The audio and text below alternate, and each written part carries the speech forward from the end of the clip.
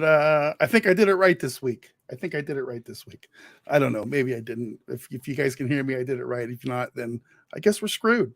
Hey, everybody. It's another salty Saturday morning with not Matthew Kadish as your host. It's me, Matt Vader. Here I am. And I got a really small panel of dudes this week. Everybody's gone. Everybody's abandoned me. They said he just doesn't have the stuff to do it. So Mike, Mexican Iron Man, and Culture Casino are the only two that bothered to show up this week. I got abandoned by Matthew Kadish. He takes really long vacations, I guess. Really long vacations. Well, the most troubling news is that you had to dig so low at the bottom of the barrel. I mean, you have the great Culture Casino, but to get the third guy, you had to dig all the way to the bottom of the barrel, scan YouTube, and wait. And basically, you had to get a non-YouTuber to show up. But my friends in the chat, Mexican Iron Man has showed up in his team gear. He's got his. That's a great looking hat. That is a nice hat. Look. Yeah. And I still have all my buttons. Look, I got the buttons too. We're all buttoned up. See, Culture, you got buttons. And look what else I'm wearing. Look. Oh man, look at you, the Salty Justice Warrior. Yes. You can get your own Salty Justice Warrior shirt at saltynerdstore.com. I know there's a button on the side of my panel here somewhere that plays a trailer for that, but it's not going to happen. Dad's what is that? I don't know if I want to see what's happening over there. We're messing up. Dad showed up. Look at him. I don't know what he's doing. I can't hear you, dude. Matthew Kadish. Is that his head? All he's doing is he's giving us the finger. I don't know what's. Is either his head or it's a finger? Am I looking up his nose? What is going on? I don't know. He's probably trying to come in on his phone. You know. And I feel like this is a really weird endoscopy. What is? Are we like? Is it like a? Oh, there we go. Yeah. Hi, Dad. He just can't help himself. He's on vacation. He can't help himself. He got to come in and pester us a little bit while he's muted.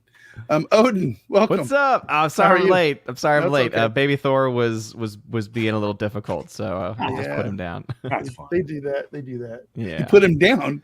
I put him down. Yeah, we had to.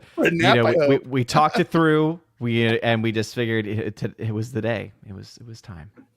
Growing up on the farm, when you say we put something down, exactly. It's completely different. Very different meaning. A whole other thing. I had to put the dog down today. Oh no, Dad, why?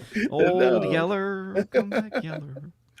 Oh, and as we get started, we want to recognize our contributors to the Salty Nerd Podcast. All the people that make it great. We have our top contributors that.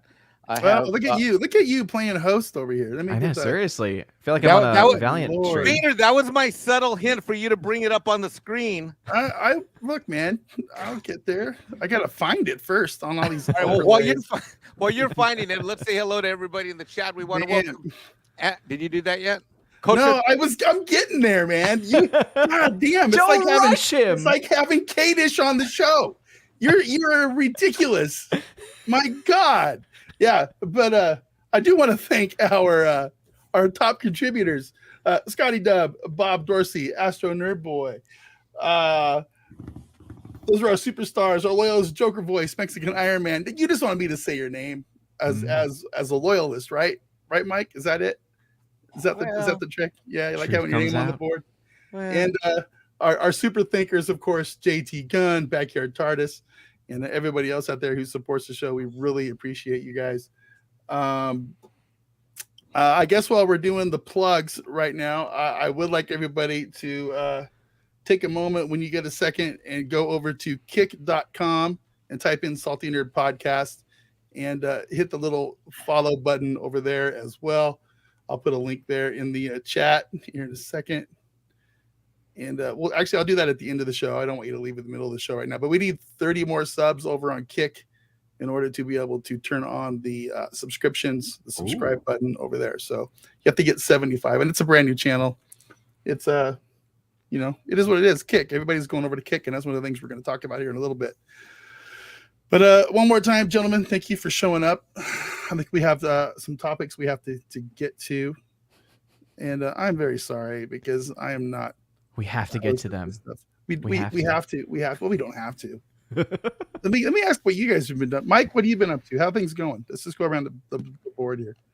Well, it's been an interesting last 10 days. I've got, of course, I saw Indiana Jones last week on Thursday. That was an experience.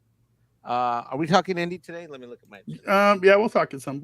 Yeah, we're gonna talk box office, so I'll save my comments for that later. I just saw The Sound of Freedom on 4th of July. That was a phenomenal experience. I'm going to be seeing it again tomorrow afternoon. It was the best cinematic going experience of my recent lifetime, and yeah, here we are in July, and happy to be here. Love the show, as you know, Matt, as everybody in the chat. You know, since the show started, I've loved it as a fan. Odin, love you. Culture, love you. And I just think this show has a unique mix of people who are hardcore fans and know their subject matter. And the chat's great. I love everybody in chat. I look forward to seeing the same peeps that that show up in and out of the chat every week. So welcome everybody, and thanks for having me, Matt. The show's kind of funny because we do it on Saturday morning. Well, Saturday morning here. And all the topics we talk about, you guys have all already talked about in the last 3 or 4 days leading up to it. So I feel like it's almost kind of a review show. It is. You know what I mean? It's like, hey, this is what happened this week, and we're going to talk about it for 10 minutes. Well, you guys have all spent hours talking about this stuff already, so it's all good. It's fun. I think one of the few still talking about Star Trek. What? What? What's that? Star Trek isn't on the docket today. What is that? Yeah, I could have sworn I saw it in the. Well, in the I don't notes listen. I don't know if it's because Brian's not here and Matt's not here because we're the only 3 that actually ever bothered to watch it, or if it because it's just. I'm fine with that because Odin as part of my contract to show up this week with Vader. I told him there's no way, no how that I watch Star Trek this week, nor would I for this show on Saturday. So if he needs a 4th person, the Mexican is not watching this. And I'm. I didn't pull out my Odin card, but I would have gone there too. And I say, look, if Odin doesn't have to do it, no, and for real, I want to apologize to everybody in the chat and everything. I am not great at keeping up with everything, so I'm supposed to be doing all the stuff, and I'm supposed to be doing all the highlights and the super chats and the the bringing up of the chats and things like that, and. It's going to be a little bit lax today, guys. I'm telling you. I apologize in advance. I will absolutely get to the super chats, but if I don't highlight everything, it's supposed to be highlighted. I apologize.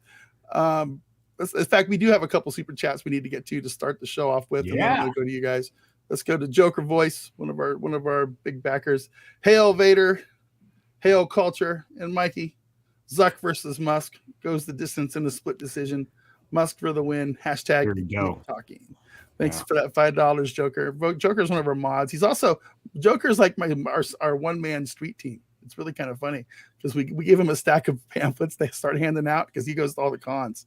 And I think he might need a refill now, but he goes out to the conventions and starts handing stuff out. He does. Yeah, it's pretty funny.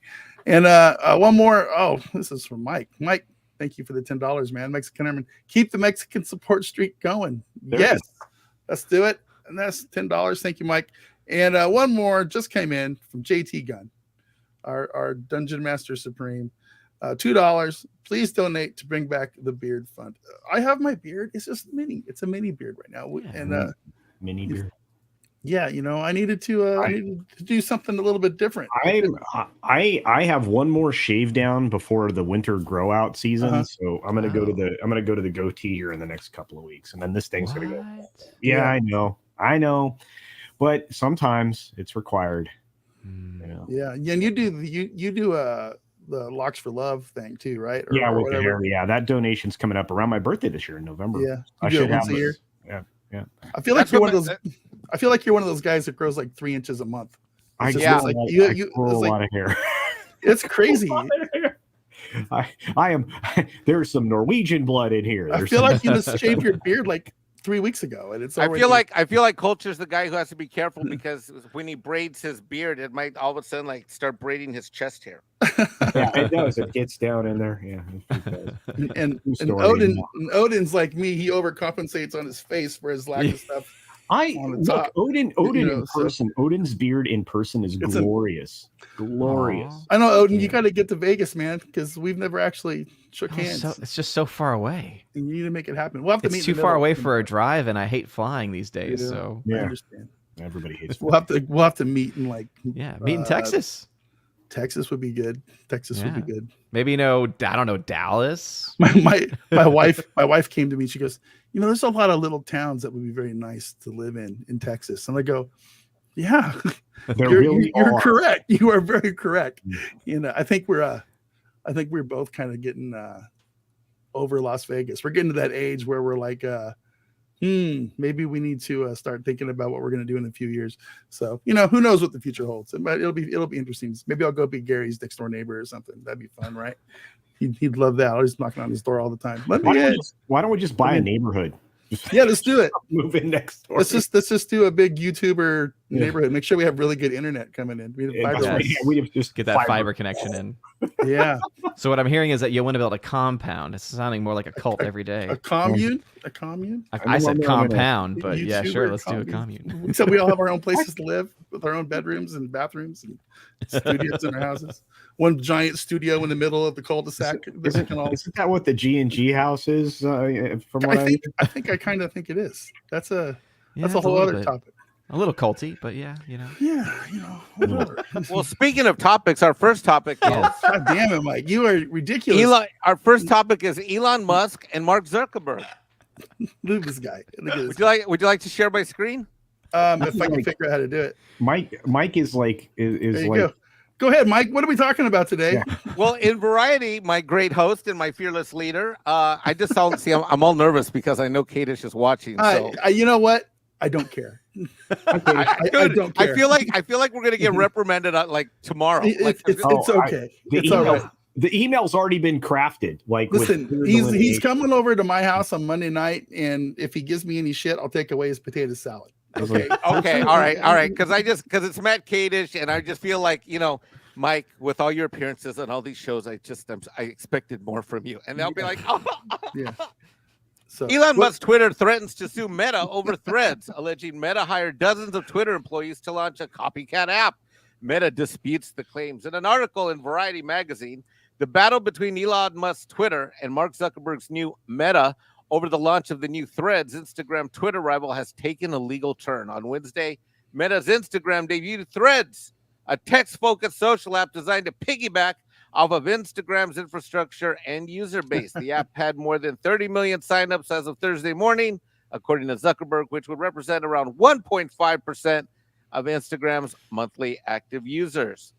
In a July 5th cease and desist letter addressed to Meta CEO Zuckerberg, a lawyer representing Twitter said that Musk company had, quote, serious concerns that Meta, quote, has engaged in systematic, willful, and unlawful misappropriation of Twitter's trade secrets and other intellectual property.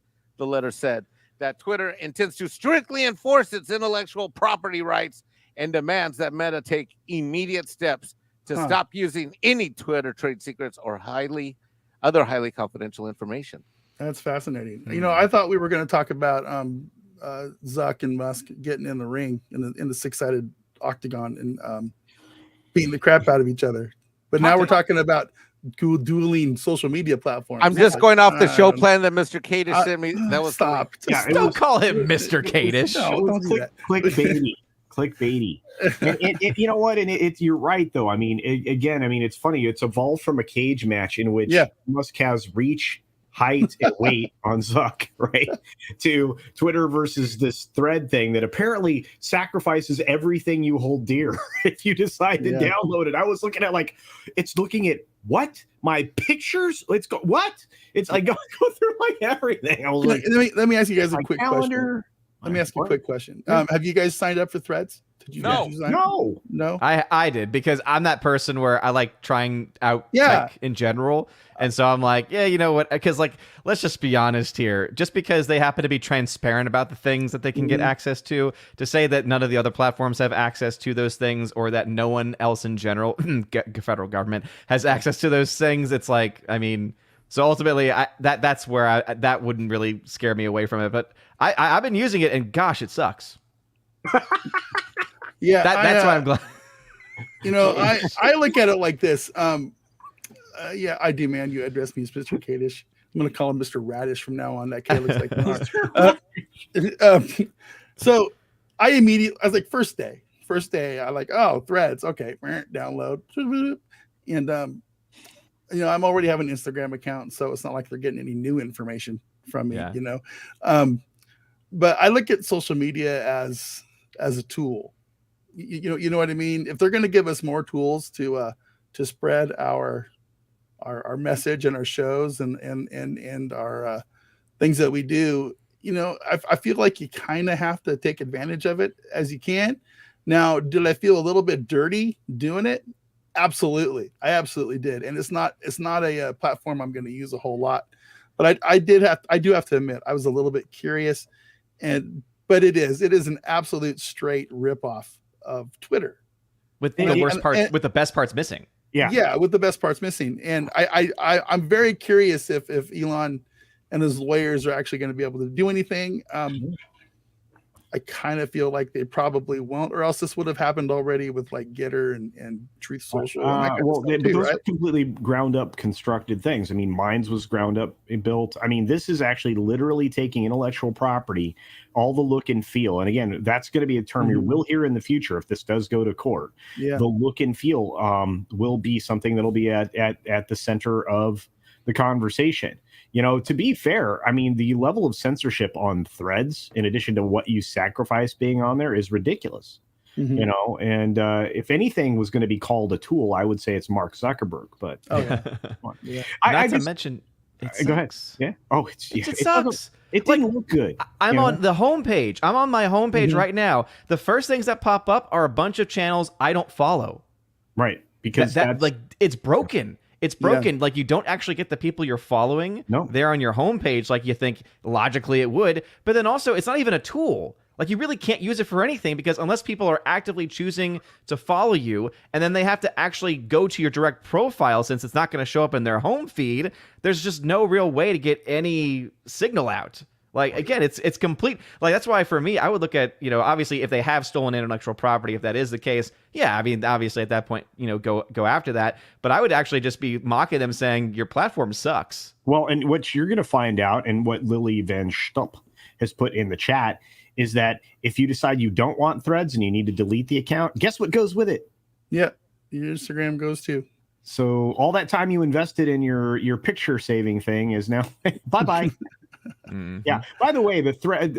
First of all, I signed up for the IG thing, just so I got to hang on to my name, but I haven't once posted anything because I'm like, this is garbage. I don't like almost all social media. In fact, I'm on record as saying I never wanted to be involved in social media ever again, way before I started my channel. And then I was like, gosh, you almost have to in order for people to find you. What you said was very, very interesting to me, because that's one of the reasons I went over to Threads immediately and signed up for it, is because I didn't want somebody else out there using Matt Vader 74, some idiot out there who could make me look more of like an idiot than I already do myself. But it's tied to your Instagram account. So if you have an Instagram account already, nobody can actually go out there and do that unless you don't have an Instagram account already. So it's interesting, So I was gonna bother. There's Tom. I'll get him in on just a second. I was going to start bugging Alex because he runs the Instagram account, and I wanted to go.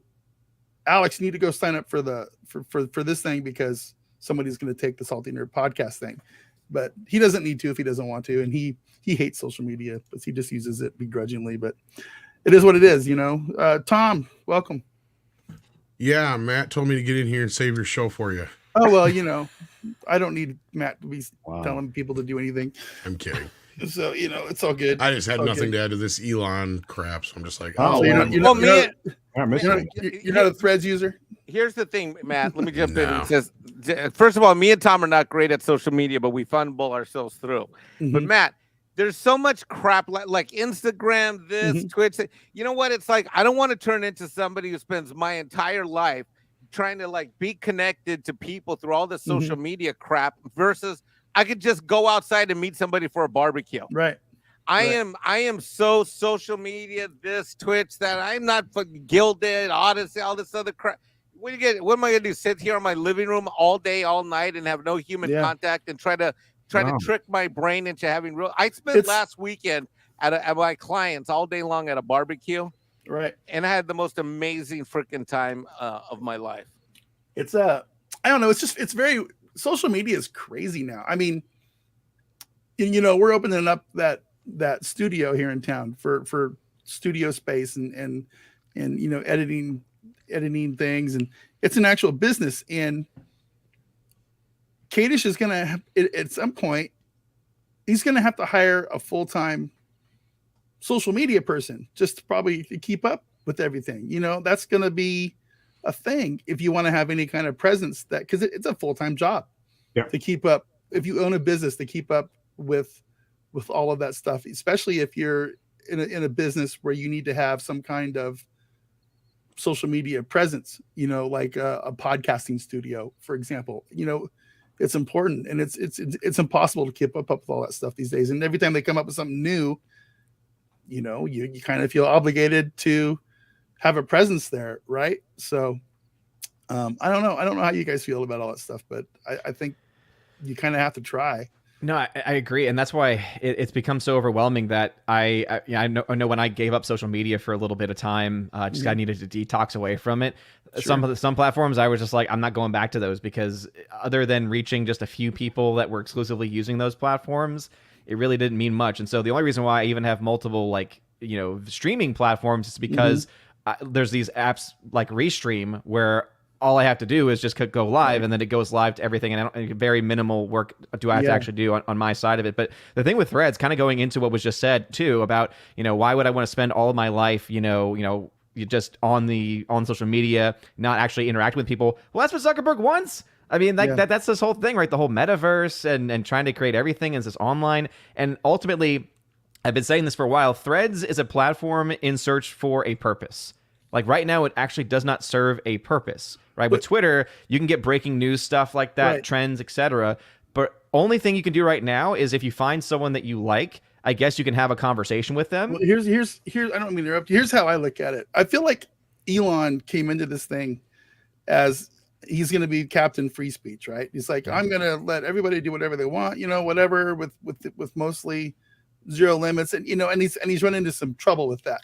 But you have all these crazy, I almost want to call them Trump supporters, MAGA people that are just screaming, and somehow they lump Elon Musk in with ultra right-wing conservative Trump people. Elon Musk is not an ultra right-wing conservative person. He's kind of based now, right? Because he sees the writing on the wall. But what I'm seeing with these social medias is you got Truth, which is your MAGA people, you got Getter, which is kind of the same thing, and now you got Threads, which is basically Zuckerberg and all of the leftist Hollywood weirdos going over there and trying to flex on Elon. And elites. That's what you're saying too. It's like, so everybody's just going to their own little corner of the room and saying, we don't want to talk to anybody else. You know what I'm saying? Go ahead, Culture. I hear you. I just, first of all, I wanted to address something Odin said, because it was right. I mean, this is a platform in search of a purpose. Right. It kind of describes all, like, the last 8 Disney releases. Those are films in search of an audience. A release for nobody. But it's just, I look at it this way. Threads is going to become just as useless as Mastodon and many other also-rans that entered the field, right? I mean, whereas you describe Truth and Minds and Getter all kind of accurately. I mean, Minds is a little bit more libertarian-minded. That's why I'm there. But when you look at those, they still have an audience. They still have support. They exist for a reason. There's interaction there. But Mastodon became such a tangled mess of nasty that it just, nobody's there anymore. There's zero interaction. There's no purpose to get it. Threads is worse off because, as Odin described, I'm 100% agreement.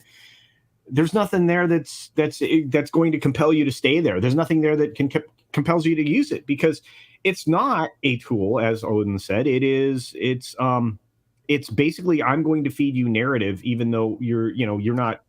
You want to follow people, that's great. We don't care. Right. Our narrative. The first thing I saw on Threads, the very first thing that I saw on Threads on my timeline was a post with Anthony Rapp, from Star Trek Discovery, and some 7-foot tall tranny dude promoting their show about how they're going to be talking about Star Trek Strange New Worlds.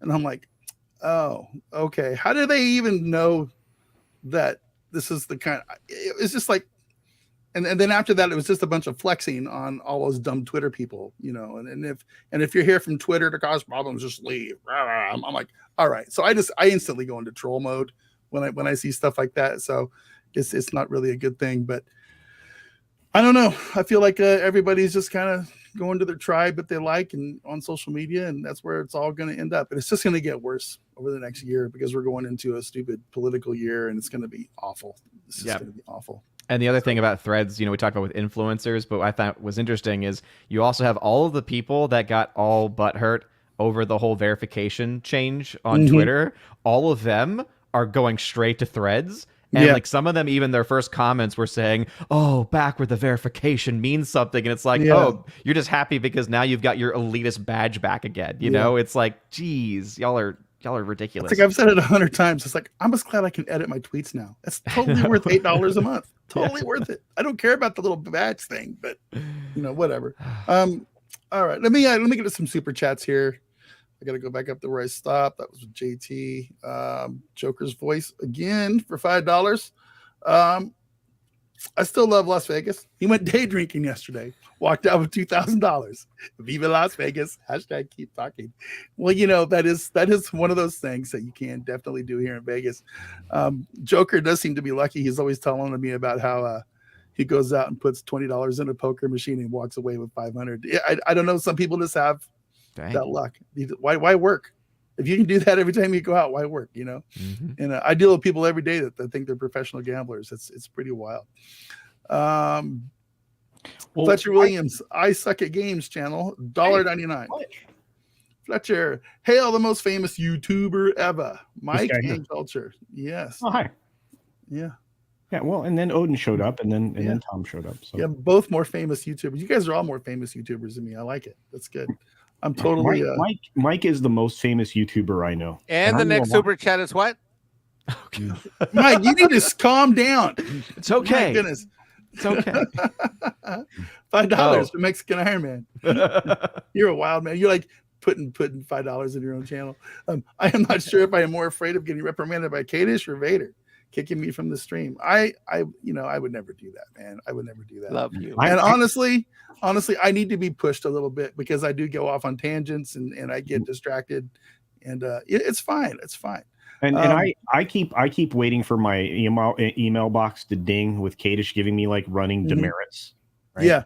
It's like you earned 4 demerits. Your friends are probably all getting texts from him right now saying, I need you to tell Matt to move it along to the next story. No, he's taking notes because the next time he's on, we're gonna watch this stream back again, and then he's gonna pick apart all the mistakes.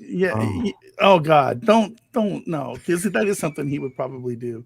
That's for sure. And I don't want this to turn into the bashing Kadish stream. I'll never hear the end of that. It's all. I won't let that happen. Kadish. I won't let any bashing of Kadish happen on this channel.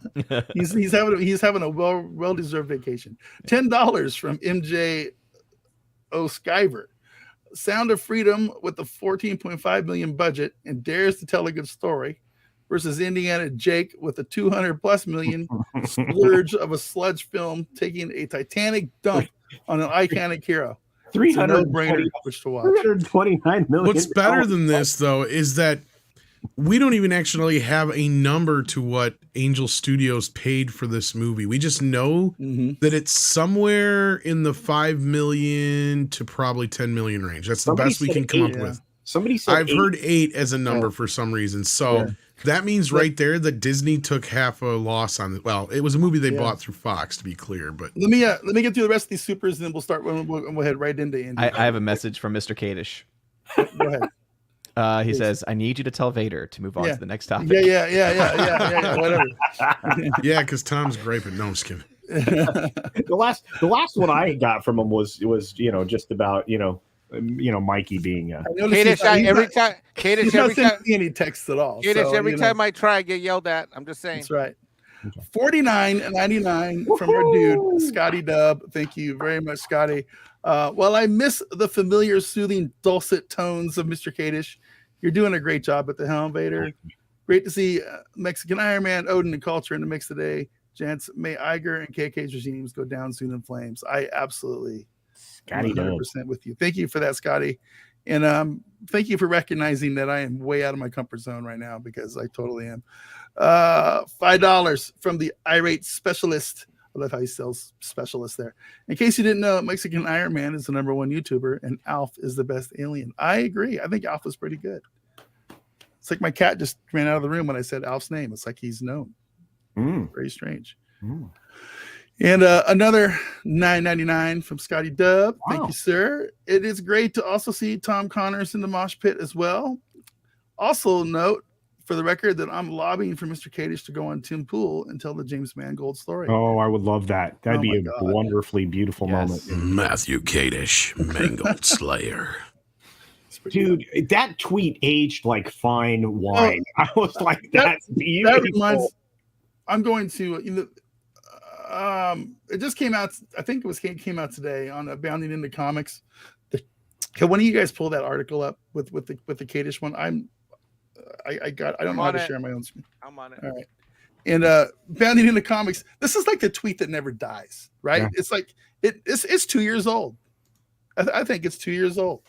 And Bounding into Comics today, we're going to use this to transition, but they came out with a story today about how Mangold is kind of a piece of crap, and they had to resurrect the old Matthew Kadish tweet, and I just wanted to show that to everybody real quick. I'm sure Mike will have it up. We put it in our post-mortem video as well. I'm sharing it now. Posterity. All right, if you could get there first, that'd be great. Thanks. Guy, the thing is Mangold is just a liar from beginning to end. Yeah, go ahead and stream through that, Odin. And he goes. They just go through all this crap, but down at the very bottom. Look at that here. Photo. Yeah. There it is. And here we go. Yeah, Steven Spielberg's not directing. Kathleen Kennedy is producing. Harrison Ford is 8,700 years old, and it's written by Jonathan Kasdan, which is. He got one wrong, but my God. Lord knows this movie probably would have been better had it been written by Jonathan Kasdan. And I know probably most of the chat is familiar with this, but when he made this post, the Salty Nerd podcast had about I want to say about 500 or so subs on our YouTube channel. And that's it. We were just getting started. And this weirdo idiot director just decided to say, how dare those little pecks talk shit about me. And he did. Go ahead and scroll down there a little bit more, Odin. And he blew us up. We got, it was like having Gary come into the studio or on the show for 2 hours. It was like he immediately got us another couple thousand subs, and we were able to get monetized. And James Mangold kind of gave us the start we needed. So thank you, James. Thank you. You did us a huge favor. I hope someday he decides to come on the show and let Matt interview him. That would be something, right? You think that'll probably never happen? He created his own nemesis. Yep, he kind of did. It's like Matt has a super villain, the Salty Nerd super villain, James Mangold. Dun, dun, dun. But yeah, I want to thank Bounding into Comics for sharing this yet again, and I'm sure Tuesday we're going to talk about it some more, because here's the thing: this movie's been out 2 weeks. I've talked about it for 2 weeks in a row now on this show. And we talked about it last week on the podcast, and Matt hasn't been around for any of them. So I know I got another hour and a half of Indiana Jones reviews coming from Matt Kadish this Tuesday. So, and it'll be fun. It'll be fun. So it'll be really cool. But I think he deserves to have his moment. It wasn't his fault he had to go on vacation right in the middle of all the Indiana Jones hubbub. So He I thought you were is, talking about Mangold there. Yeah, no, Mangold. no, I'm talking about Matt Kadish, Oh. because I'm sure he has some things to say, and it's going to be pretty epic when he does it. Yeah. So, what's going on with the box office with this thing, Odin? Oh, Talking here about Indiana Jones. Yeah, talking about Indiana Jones. You're the box office guy. Well, I figured I would pull up the next story in Okay. our list of stories to talk about. This one. There we go. I like it when This. Odin does it, because then Odin doesn't get yelled at like I do. I just did it in a much more subtle way. Yeah. Versus all right, we're moving on. Yeah. But yeah, so this is a story that's been kind of making waves this week, and that's Sound of Freedom beating Indiana Jones in a box office coup, according to the culture section of Newsweek. What I found interesting most about this story is this is, again, comparing the specifically the actual 4th of July box office numbers as they were being reported in. Sound of Freedom made roughly $14 million on that Tuesday, whereas Indiana Jones made about $11 million. However, the one caveat is the $14 million seems to be including the Pay It Forward program that they have had for Sound of Freedom, which has been really cool to see. Essentially, they've been trying to get 2 million tickets to be given away for free, representing the 2 million kids that are being impacted by human trafficking, by all these terrible events that are talked about in Sound of Freedom.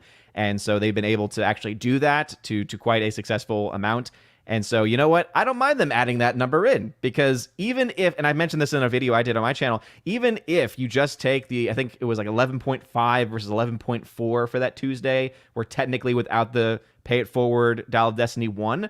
But when you have a film coming from, a distributor like Angel Studios, which is a small fish in a very large ocean of studios, that already is abysmal.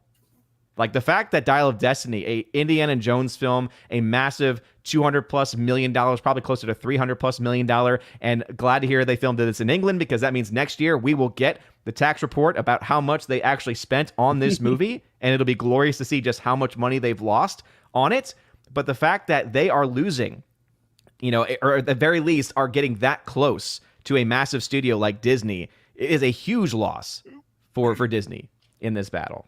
Yeah, and actually we already kind of have an idea of how much was spent, because Valiant Renegade and those guys found that they've already spent at least 300 million, close to roughly, depending on how you figure the difference in exchange. But as we're learning here slowly and surely throughout the last few weeks, these movies are costing a heck of a lot more than what they're reporting. They're just reporting the budgets, we're learning. They're not actually reporting the actual costs. Because we just learned that the last few Marvel movies cost usually around 100 million more than what they're reporting.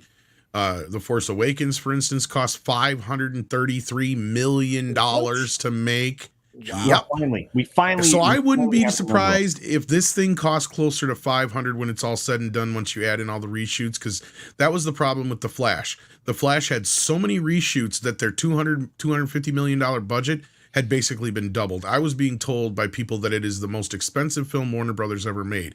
And this is right after they had just made the Justice League a few years ago at what, 350 or whatever the budget was? Yep. That's insane.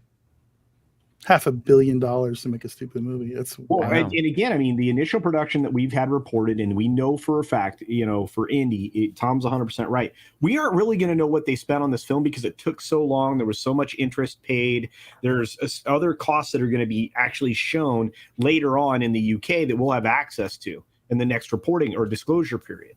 So when we start to see what films really cost because of the way the company's house operates in the UK, you can actually just continue to deconstruct exactly how much money these films actually make. They're not even making pennies at this point. Yeah, exactly. I mean, we might as well deconstruct things because they're busy deconstructing all our heroes.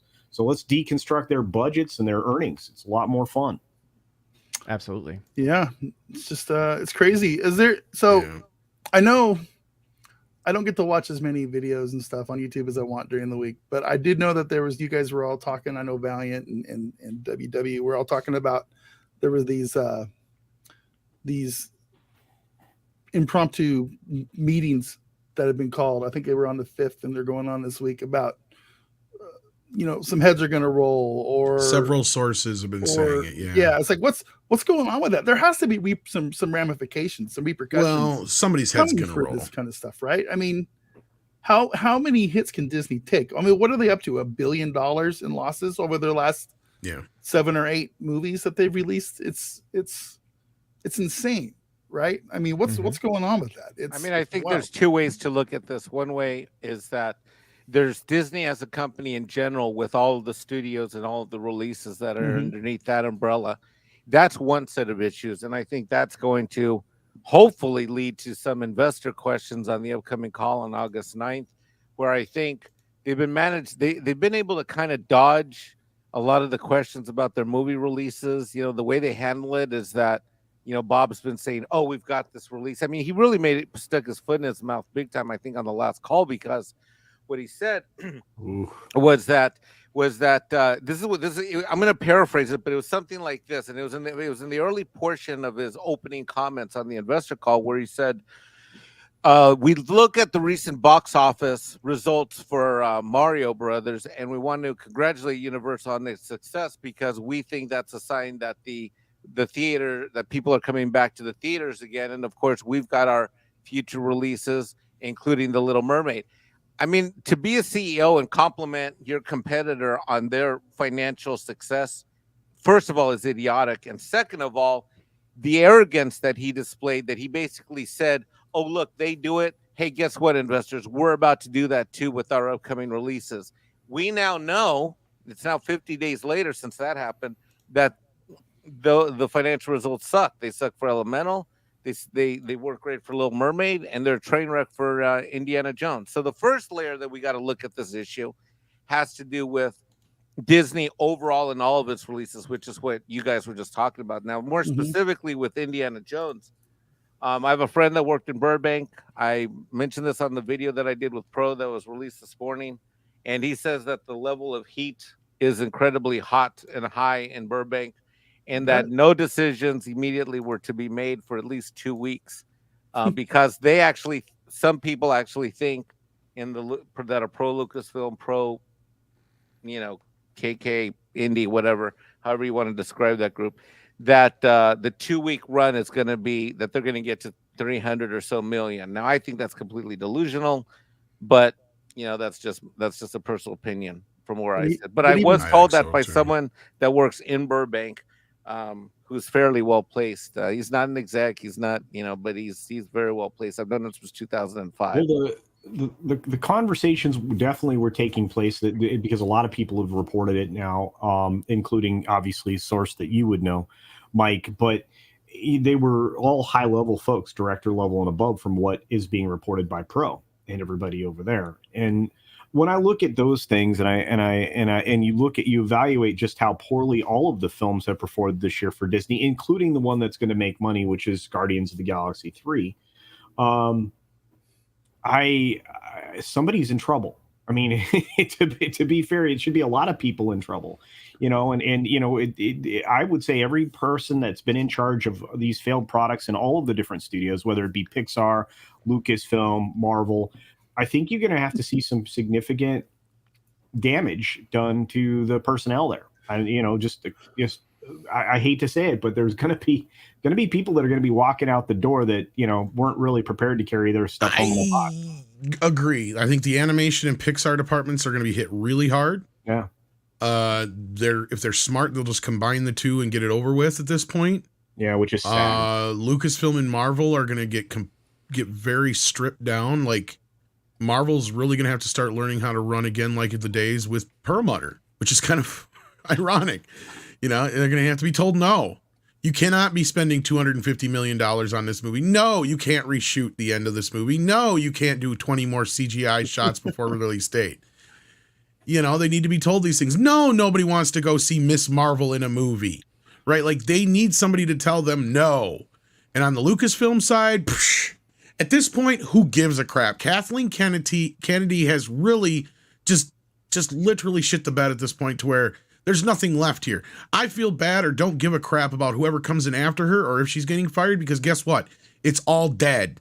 Nothing is left. The moment to save Star Wars went away, and it was fleeting. It was that moment when you know, Luke walked out of that doorway and you had the fan base back on your side again. You screwed it up. Indy, dead. Willow, dead. We're never getting another Indiana Jones movie in our lifetime, kids. How does that feel? I don't Well, want one, not Tom. great, That's the but thing. I didn't want one after. No, I know, but we should have had about 10 of them by now, recast with different actors. In fact, we had this great conversation about how we could be having this same kind of conversation like we do with Batman's.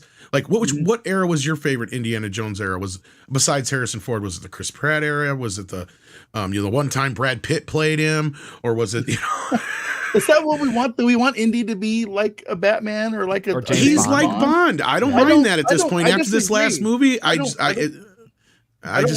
want to see somebody else play Indy. I don't. I know a lot of people were resistant to that, but a lot of people came around to that thinking after this movie. Go ahead. No, go ahead, Odin. I was just saying that's just because it's right now. Like imagine if none of the crap that's happened so far, like didn't happen. I think that probably some people at least would be more open to, like, let's say they had put this out in the early '90s after they had finished Last Crusade, which was the ending of that character. Really the send off that it should have been, right? Instead of eventually going to Crystal Skull, they could have, instead gone this route. And I think more people would have been receptive to it then. I mean, you still obviously had pushback for sure, but much more open than it would be now. And that's because it's been I think I'm following you 100% here, but that's because everything they've done has been rather faithless to the originals, right? So, yeah.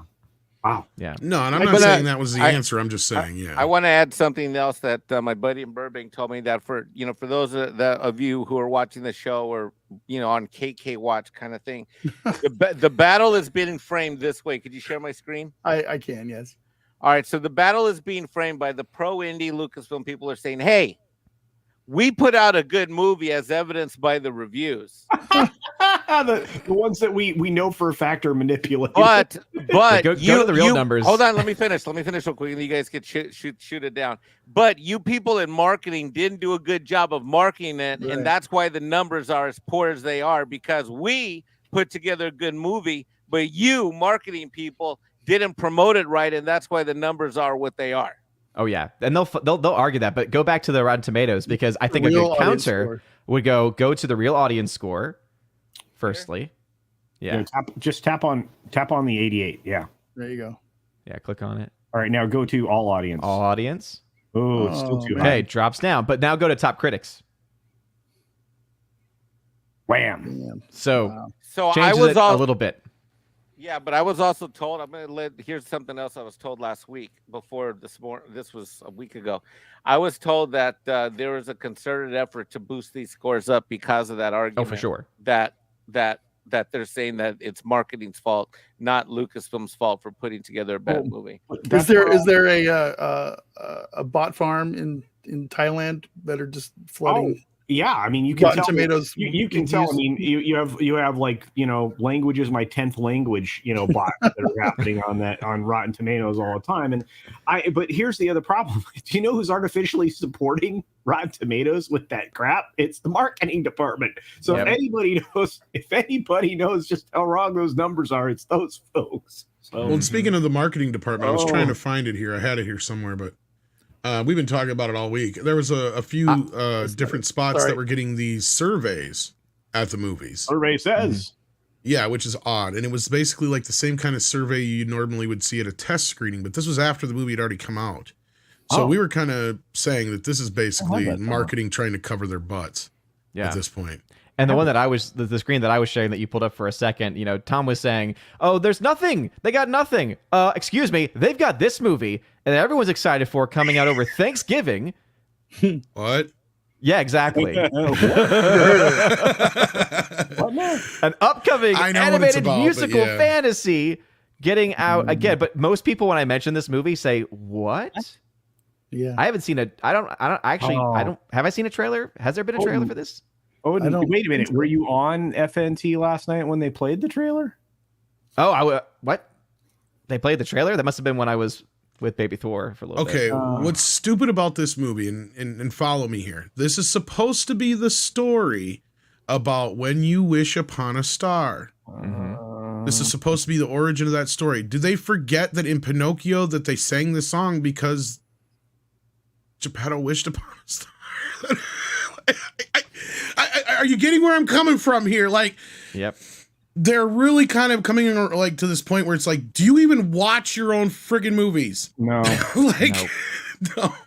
I feel like they're starting to get desperate too. You know how, so like, the Bud Light thing, they're putting out all these manly new commercials where they're trying to like get all the men out there to start drinking Bud Light again. And I feel like these studios are going to start doing similar stuff. Like here in the chat, I saw this thing earlier too. Saw a vid on Twitter from Harrison Ford thanking the fans, etc. When did they film this thing? Because it's Harrison Ford on there on screen talking about how we made this film for you and blah blah blah. Please go see this movie. Please go watch this movie. Yeah, exactly. Is what it was. And even though it sucks. And what it might be okay. I didn't watch it. What lengths are they going to be going to try to get people in the seats in the theater for this thing? Because I think it's too late. It's too late. Nah, it's done. And I think Sound of Freedom is showing exactly where the audience is right now. They're tired of this nonsense. They're turning away from the popcorn movies because they're sick of being preached to. And people know what they're getting into when it comes to Sound of Freedom. I was able to catch it last night. And I have a feeling that this is going to be the number one movie of the weekend right now with the way the buzz is kind of going around about it and everybody's talking about it. And it box might office not, wise, you think the number one? I think it might pull it off. Well, maybe Insidious might be number one. It's going to be like a fight between the two, I think. If it gets even really close, if it even gets close to second place, I think it might be close, Odin, because Insidious only made $5 million its preview night. Yeah. I mean, but well, here's the thing. Here's the thing that's holding Sound of Freedom back is the number of theaters. The number of theaters, exactly. If you look at the numbers by average dollar per theater, the only reason Indy is beating it is because it's in more theaters. The average revenue per theater is higher has been all week for Sound of Freedom than Indy. But isn't it absolutely preposterous that an Indiana Jones movie in its second week is going to get beat by these literal tiny? Well, it's going to fall off. I would be surprised if it even stays in the top 5, to be honest with you, because even Spider-Verse and some other movies have been pulling up ahead of it throughout the week, it looked like. Correct me if I'm wrong, Odin, but like I know Elemental had a little bit of a bump, but not by much. It's one of these movies, though, where the daily numbers are definitely not looking good. Like you have seen kind of that fluctuation, but the weekend number, this is a weekend movie, right? This is a movie that if anyone's going to see it, they're going to wait until the weekend when they can dedicate the time because of the length of the movie, wanting to make sure they can see it in, a big screen. Because again, we're in the era today where, especially with movies like this, anyone who's going to see it's going to want to make sure that they're, feeling like they're getting their money's worth, and it's just, because right now it's the projections from Deadline, which again, take with a grain of salt. They have Indiana Jones coming in at 25 to 28 million this coming weekend. So we'll have to wait and see whether that holds out with Insidious: The Red Door getting 31 million. And then, of course, they get all the way at the bottom before they even start covering or talking about Sound of Freedom, because I have to also talk about another film that came out, Joyride. Yeah.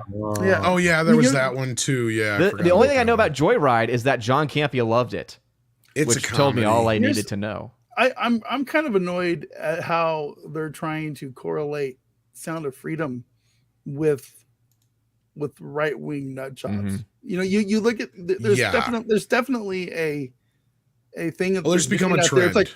It's like anything that people like. It's obviously the QAnon crowd. And the MAGA people and the Trumper people. Well, because, of course, they're upset. This movie actually means something and has a good message and teaches you something. It's just, but it's all QAnon conspiracy people that are going to watch this thing, and they're a very small fringe of people. And it's plus, also, don't forget that that being Mexican, I am the brown face of white nationalism. So thank you. Yeah. Well, there's two sides to this, at least I believe, anyway. I think that one side of it is the media and Hollywood are pissed because, as I don't know if it was already pointed out earlier or not, but this movie, we kind of broached it. It was made by the studio 5 years ago, sat on a shelf for 5 years, and as Jim Caviezel points out in the credits of the film, they went through every obstacle they could to stop this movie from coming out. It seemed like, but the producers managed to get some money together with Angel Studios. and they got the rights to the movie back. And at this point, we have no idea what amount they paid, but we have an idea that it was under what the budget was. So that means basically Disney sold it at a loss. Yeah. And so the irony of ironies is Indiana Jones is getting its ass kicked by a movie that's on less than half of the same amount of screens, and it's getting double the amount of, like, it's making like 5,000 per screen, as to where like indies can't even what's pulling 1,200 per screen, I think it was, or something like that on average, if that.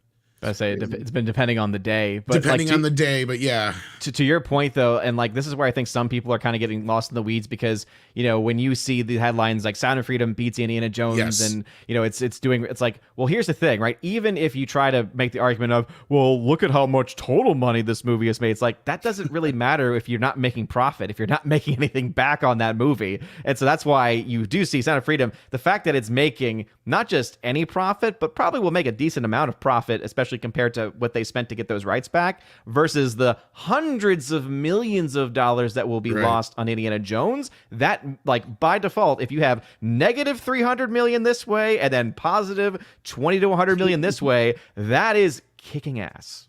That's great. I mean, yeah, it's wild. It's absolutely wild. Oh, we got a super chat. Hi, super chat. We got a super chat. Well, just to finish up Odin's point there, you can make 20 Sound of Freedoms for what it costs to make one Indiana Jones. At least that's being conservative.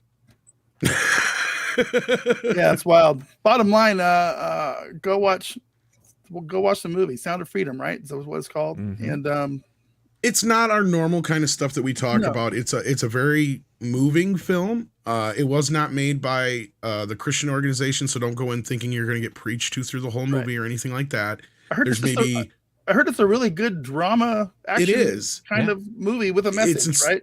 It's based on true events. They do a pretty good job of trying to stick to the message? facts. But what's the message? Sex trafficking children is bad. Exactly. And actually, I've made the argument that, without the religious aspect to it, they should just call the movie God's Children Are Not for Sale, because it's a much better title than Sound of Freedom. Sound of Freedom sounds like some slavery movie or something like that, which it is, don't get me wrong, but I mean, like, set in Africa or something like that.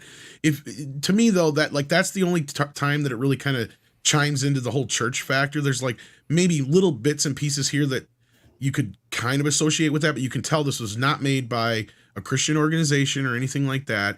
It was made by a studio. It looks like a studio picture. It feels like a studio picture. It has stars in it. It's got, strong supporting actors in it, a very strong cast. My only real complaint, and I think Mikey agrees with me, is that I could have used one quick editing to chop it down maybe 10, 15 minutes just to tighten it up just a bit, because there's some points where it just kind of lingers a little too much. But even that is like my just pedantic gripe, basically. Well, I mean that is Tom and I are on the same page with that. But I mean that's like the only critique we could possibly come up with, is that maybe they could have tightened it up a little bit. I'm not sure where, but I think there's a little bit here, there. Not even really losing scenes, just tightening up scenes a little bit, basically. Just fixing the pacing. Let me bust in here. Culture, do you want me to share your screen? Because, no, we're done talking about Indy, right?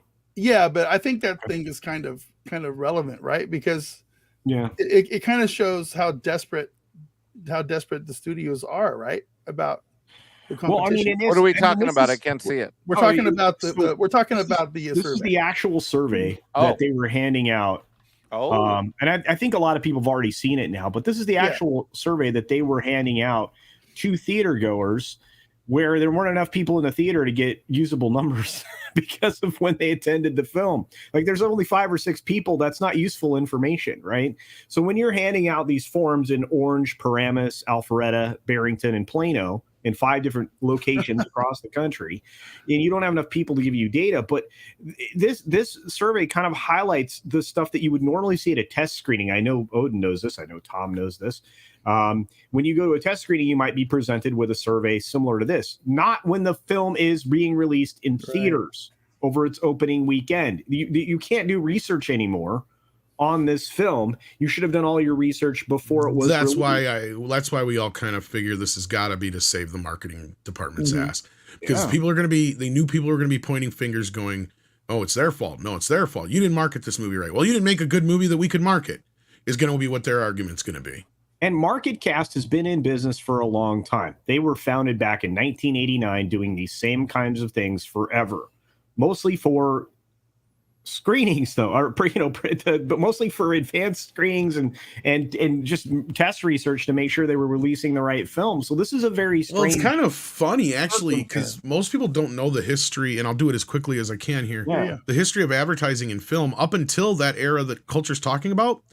The studios went to one source and one source only. They handled everything. They handled the posters, trailers. They didn't have any control over it. It was one company that handled everything for every single studio. And then when they went out of business, that's when the studios started handling it for themselves. That came in the 80s, basically. And so up to that point, like that's how come when you go back and you look at trailers from the 50s, 60s and stuff like that and beyond, they all look very uniformed. There's a reason for that, because the same people put all those trailers together. The same company put all the posters together. Same company do all that. It was like this outsourcing thing they did through the studios years and years ago. And then they took it upon themselves afterwards because they're like, well, we should just handle this ourselves. And then look how well that's turned out for them in the last few years. Yeah. Mm-hmm.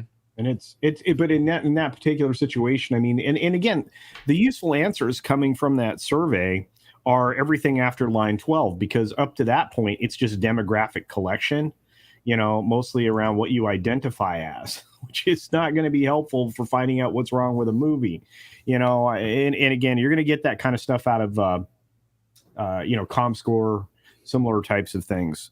But I look at something like Sound of Freedom as a film that I thought was incredibly powerful, that I gratefully, gave away tickets to, through the Pay It Forward program and all that. I think most of the people who see the film will probably end up doing that themselves, because it is something I think everybody should see. We don't have enough films like that. And the only thing I cut, you're right about the pacing. There's a point at which you can go to the restroom right after he locates one of the kids at the end of the film, that you can take a 5-minute bathroom break right there. And that could have been cut at least that 5-minute break. There was a couple places at the beginning, but what I appreciated about it is that it was very deliberate for the most part in its pacing, absent a few spots like that. And I think that really does, it kept you so engaged emotionally, and that's something that films don't do well anymore. But it kept you very engaged emotionally, whereas Marvel would have taken many opportunities to drop a bunch of useless levity. They would sprinkle that in everywhere, a lot of Marvel humor here and there to take the strength of a moment away, to diffuse it, which I think that pushes the audience away. To be fair. That's one thing that really spot on there, because I think the tone is really where this film gets really good. Like the tone of this movie is just very solid, because it doesn't go for those moments of, modern day filmmaking. It seems, we're going to be a little bit serious, but then we're going to throw in a bunch of, crazy levity. But with this movie, when it's serious, it stays serious. And there are this very brief moments where it's that kind of levity where even the characters and the actors playing those characters, they'll smile, but that it's in a specific context where they're not laughing for like, oh, that was funny, but more of a, oh yeah, we just got these SOBs. And so it's like, it's one of those where it's like, yeah, clever. I'm feeling that. Exactly. And I agree with you guys. The tone is spot on throughout the entire movie. And I've seen some pundits, let's say, trying to claim that this is like emotional manipulation. In fact, I'll argue the opposite. This movie holds back. Big time. There is so much more this movie could have showed you to manipulate you if it really fucking wanted to. Like, this really rides up to the line of PG-13 of being able to show you what this world is like. It's like, kids, this world is even nastier than this. This world is a hell of a lot worse than this. And the fact that they're just even scraping the surface of this world and showing you this. And if you can even try to sit there and go, oh, this is manipulation or this is QAnon fantasy bullshit, I say this to you. What is your problem with kids? Because that's all I can think of at this point. There is nothing in this movie, nothing about this movie. If you don't like the movie as a whole, that's fine. I understand. This movie's a lot like Schindler's List. It is not an easy watch. It will get you emotionally involved if you actually have a heart, right? Once you see what this movie is about, once you see the things of the struggles that they all went through, and the fact that you know that this is a true story, and that very little of it, as far as I know, has been dramatized, you will understand what these people were going through and what they did for this story to be told.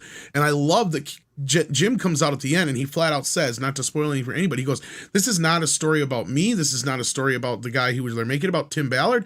This is a story about these two kids, a brother and a sister. And if we can just get their story out there, it will make a fucking difference. And they're right. And I apologize for the language, but he is 100% correct. And this is what gets me fired up about this, because these are the kind of movies that Hollywood used to make that would make a difference, that actually got Oscars and got people talking and made changes. Right? Yeah. This is the kind of thing they've been pretending to do for the last decade, when it's like, no. You actually used to do this, right? Yeah. You used to make a movie like Philadelphia, and then guess what? Millions of billions of people would actually start funding AIDS research. That's the difference Hollywood used to make. Dirty Harry came out, and guess what? They actually started CSI because of that, because, oh God, we might want to actually start tracking down some of these serial killers and not leaving it up to one dude. Yeah, but I'm sorry, I get passionate about it, but it's true. This is a movie for weirdo extremist conspiracists and QAnon supporters, Tom. So, No, this is a movie for the average person, and they can sit down, and as hard as it can be to watch with a kid, I almost think kids should see it. So they can see what the world is really like, and to know the things that they have to look out for, because a parent can't watch their kid 24/7. Look, I'm going to suggest this. It's that any news outlet, anybody who considers themselves as such, and they walk an article in front of the public that plays this down, calls it a conspiracy theory in any way, or any of these other things.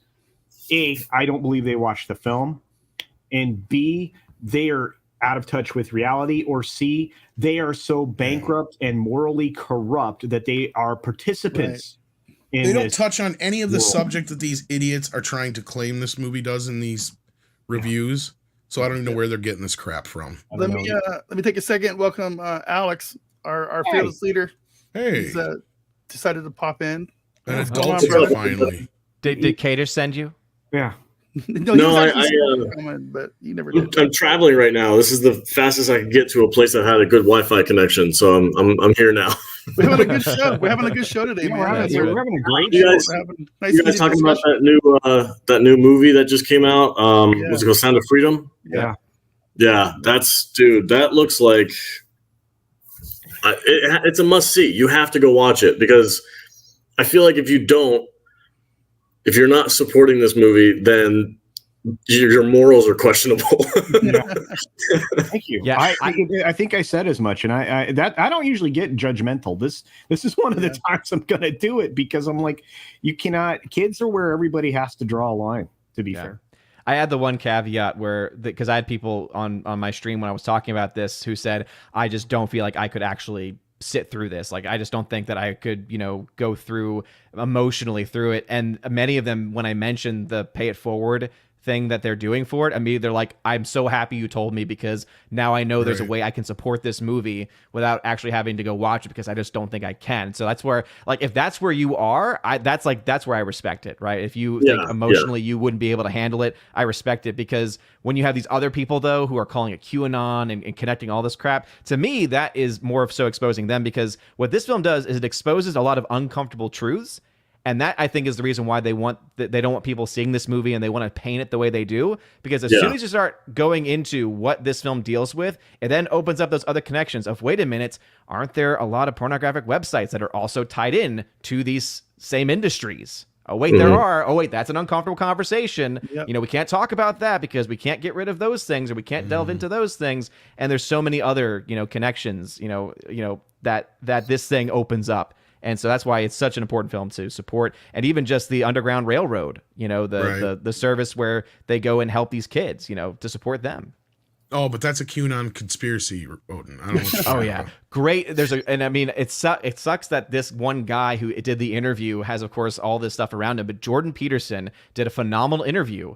And the first thing he does, the first 30 minutes, it's him asking Tim Ballard, the actual Tim Ballard, all of the questions, saying like, oh, wait a minute, I see a report here from Vice that you are a part of a QAnon conspiracy. Can you explain that? And he goes after, and he lets him say, okay, here's what this was. And he explains every single detail of all of this crap and falsehoods that were thrown his way. It's phenomenal. That's great. Yeah, I watched the Sean Ryan, I think podcast. Sean Ryan podcast had the actor on Jim Caviezel. I can't say his last name. What is Caviezel. it? Caviezel. Jim Caviezel. Yeah, I just him on. I call him listened to that Jesus today. because he is Jesus at Exactly. this point. I mean, Yeah, I listened to his interview the other day. He's a very, very passionate guy. He's got his heart in the right place, and you know, in all of Hollywood, I think there's maybe a handful of people that actually have like strong morals. So I'm 100% behind this guy. I think any project that he takes part in, you know, that he made sure that it was, made sure that it was clean for him to do. You know, I think he's a super talented actor. So and then is that documentary that Mel Gibson doing, is that connected to this or is it completely separate? Do you guys know? I didn't know he was. I'm not sure, but he's thanked in this movie, and I know he's had a little bit of to do behind the scenes with it. So yeah, I've heard that there may be a connection. Yeah, I heard that they're doing a documentary, and Mel Gibson's kind of like spearheading it. It's the same subject matter as this movie, but it's like Angel it's a Studios. documentary style. It's not fiction or anything.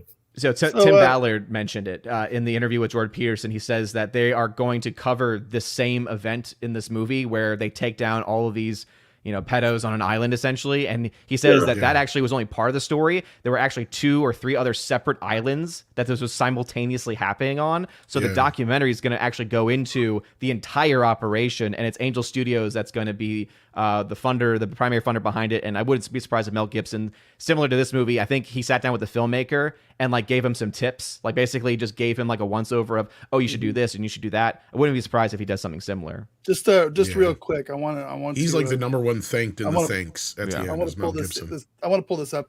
Andy Masterson. I've been donating to Operation Underground Railroad for several years now. Yeah, I didn't know this was a thing. So I didn't until recently either. Yeah, and I just pulled up the link.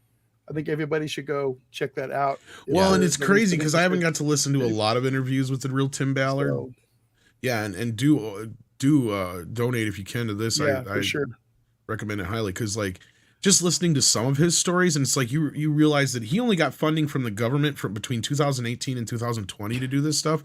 The rest of the time he was doing it himself. Yeah. You know, and they estimate they have saved over 150 kids. Oh yeah. They have taken down over a dozen pedophile rings, give or take.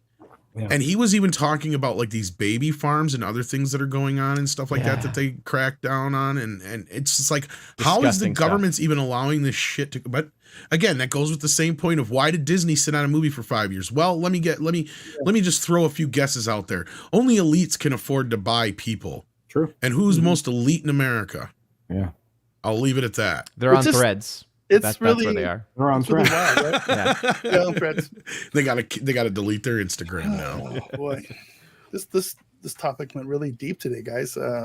It's a deep movie, and it's not something we normally cover. And again, it's not like a movie I would go to see for any kind of entertainment value, obviously. But you know, this kind of stuff has been like, it's just been right at the undercurrent, the surface of a lot of stuff that we do. I mean, look at the Nick Merckx thing on Call of Duty a few weeks ago. Yep. They tried to cancel him because he said leave the kids alone. Well, and that's the thing. It's wild. What is going on with society when it's so fucking controversial that we want to protect our children? It's wild. And I think that's going to be the powder keg. But and I brought up Dirty Harry earlier, and I throw in Death Wish into this mix for a reason, because you go back to the late 60s, early 70s, we were at a time of turmoil where you had a lot of laws being put in place or taken down so that criminals could just basically run rampant. Right. So movies like Death Wish and Dirty Harry became popular despite them getting the same type of reviews as this movie was getting from the media. That's wild. The public was like, F you, we're tired of this shit. And they went to these movies in droves. I think this movie is going to be that powder keg. Because guess what? This has all been boiling up to has been what? Everybody's fine with who you want to be with and who you want to marry, but leave the damn kids alone. Right. This is a movie that's exactly about that. They finally found the line, right? I think that I may be wrong, but this could be one of those movies that sets this thing in motion for a swing of the pendulum a little bit here. Mm-hmm. Yeah, that is a fantastic analogy too. Not even an analogy, but like a comparison between like Dirty Harry and Death Wish and those types of movies back in the 70s. That's a fantastic job, Tom. Great one. Yeah, I mean, it was because of Dirty Harry that, like I said, they have CSI now because of the Zodiac killer and things of that time, at that time that movie's based on. Death Wish was the same thing. That was loosely based on an actual guy who shot, was shooting people on subways and stuff that was, stopping crimes and stuff. So like there's precedent for this. Like, I'm not just bringing it in because, those are great movies. Yeah, they're great movies, but there's a reason they, resonate through history. And I think this movie has that opportunity to do so as well and shine a light on this very horrible thing that's happening right under our own noses. And you're right, Tom. Sometimes it takes a movie like this to spark a movement, to spark some kind of societal shift, because we all watch movies, we all watch TV shows, and sometimes you got to get that message from the right person in the right format to get it to sink in. So. And that's why for all of us, movies. Yeah, go ahead. I know, Odin, you've got a young one yourself. I've got 3 boys. I'm a father. So these movies, like, I understand completely if somebody's like, I don't know if I can handle watching this movie. I totally get that. Like, yeah, it's going to be a tough one to get through, especially if you're a parent. But like this information that these movies present, in an entertainment type of way, it's still really important information and really important awareness for parents. To know what the world's really like out there and to know that these things are real. Like I live in Las Vegas and I got 3 kids. Like it's not the safest city in the world for kids. I know that there was some drama a couple of years back with the guy who played Borat. I think he was doing something and he went to a casino and was trying to play a prank and was like, "Oh, do you have any young boys to send to my, thing to my hotel room?" And like the concierge at the freaking casino was like, "Yes, sir, we can do that for you." And he was like, wow. Wait a minute, that was a joke. And they're like, "Oh, no, we can do that for you if you want." Like there's shady things happening all over the place. And I think the more awareness to this situation that parents have, the better. Alex, now I have to go to work tonight and start doing a close watch on the concierge. So thanks, man. You guys didn't hear about that? That was a big thing. No, I did not. Yeah. I think it'll be coming back up. He went there trying to film like a joke Borat skit about like asking for like weird things to come to his room, and he got some answers he wasn't expecting. Oh, you know what? I'm gonna call an audible. I think we need to lighten things up a little bit because I'm gonna go kill myself here pretty soon if I don't. No, it's understandable. It's I'm not gonna do that culture. I really I shouldn't have said that. Well, the one thing I will say is that we especially us, being able to kind of view the culture and the culture wars is we can step back. And I think that now is when people start to expose themselves, and we've seen it, right? Anyone in the media who's going after this movie specifically using cultural political points, that to me says, okay, I know exactly now who I should never trust, who I should probably be calling investigations on, because again, if you're going after this movie critically, that's especially if you supported cuties. Yeah, exactly. Yeah, anyone who said good things about cuties but is going after this one for QAnon crap, like just nonsense. Yeah, at that point it's like FBI or whoever we can actually trust to look into this person. Calling out those article authors that do Sheriff's that. Departments are safer. Maybe we should alert them to Tim Ballard. Yeah. I need to move on before Mike comes back because he's probably talking to Kadish right now. It's like, how do you want us to change? Kadish is texting me too, just so. Yeah. Are you on the text chain? He's texting everybody but me. He's right this last subject would have been a really good clip if you had the damn logos I put up for you. I sent him topics that I wanted to talk about here this week. Yeah, and he already took at least one, and he's changing to patron content this week. I'm like, why couldn't we talk about it? I'm sorry, I apologize. Honestly. That was a horrible Matthew Kadish impression. I can do better. But let's we've got some super chats here I need to get to really quick. Popcast for $10. That's from Brian, normally here. Brian had to take care of some things this week. Glad you're having fun at what you're doing, Brian. Wish I was there, boys. I'm surrounded by screaming toddlers at Legoland. Doesn't sound like fun. It's almost as horrible as Indiana Jones. Also, I saw Sound of Freedom, and it's amazing. Love you, dude. Kids are fun, at least. Indiana Jones wasn't fun. No. So let me turn that one off. What did I do? Why do I get to suck it? I don't know. I don't know. $5. Another from Brian at the Popcast. Maybe this is Shane. I don't know. God's children are not for sale. Also known as Leave the Kids Alone. That's right. This is true. And you know what? We got another. But it's not coming up on the thing. I could have swore I saw. Is it the member comment? Yeah, I put it in the private chat. Oh, yeah. Okay. Hold on one second. Where's the bottom? Scroll down. Go ahead and read it. I don't see it. From Lily Von Stupp, new member for 2 months, I should say, at extra salty level. Fantastic. So, do we all have our MI7 tickets? When are you going? And are you hyped?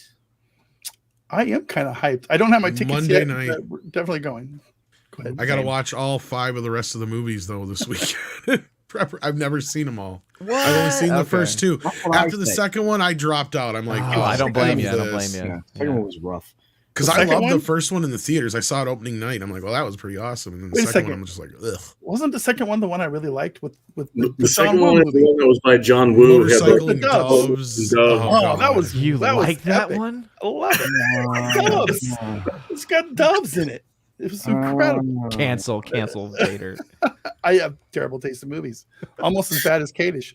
You know, I'm super looking forward to this movie. I love the Mission Impossible franchise. They're always fun. They're always action packed. They're always non-political. Like they never beat you over the head with any kind of message. They're just purely for entertainment, and I'm all for it. I think it looks great. I can't wait.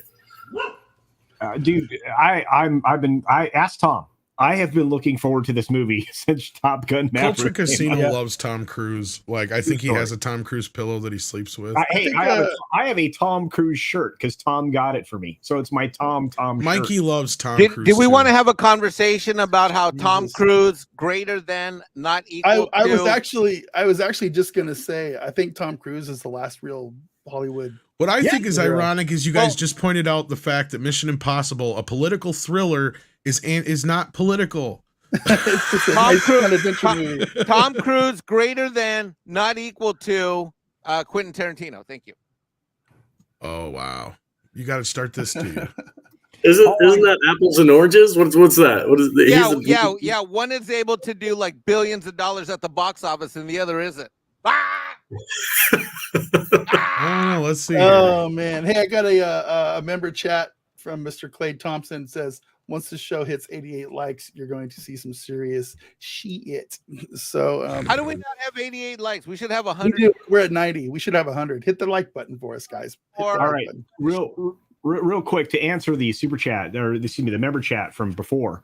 I'm going to say not only am I looking forward to this film, I was trying to get into the Monday special screener, but instead I got into the Tuesday one. So I got in. I'm seeing this at 7. I was booked for Thursday. I got an email from my local theater. I'm now at IMAX 7:00, front and center. Wow. Monday night, baby, 7 All p.m. right, well, for me, it's Tuesday morning, so I'll be seeing it Tuesday morning, and then because you guys are going to be jealous, I have to add this in now because I may not be on the show ever again. But you're coming. Probably next week. I get to be middle center theater for a Barbie beach party. That's right. I am going to see it on the Monday before Barbie's release at the Barbie beach party. Hey, you know what? Tape That's a really good segue because Why didn't you fly me out there for that? Wait a minute. I just got back, I know, but I didn't get to talk about when I'm going to see Mission Impossible. sorry, bro. Okay. Yeah. Go ahead. Monday night. I'm going to see. I'm Monday worried night. about the Barbie beach party. see it Monday? Screw Mission Impossible. Yeah. There's a.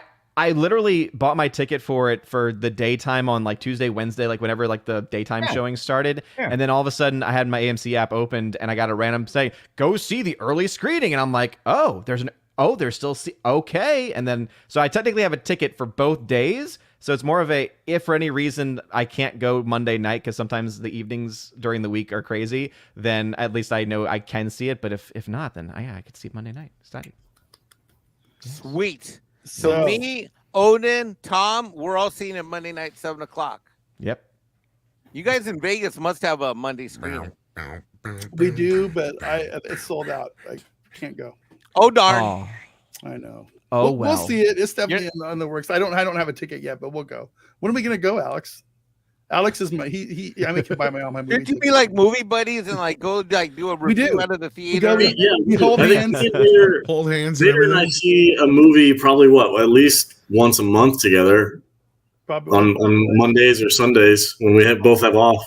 I shouldn't laugh because I wish I had a movie buddy. Me and Tom Connors are movie buddies. We're like, here's how it works.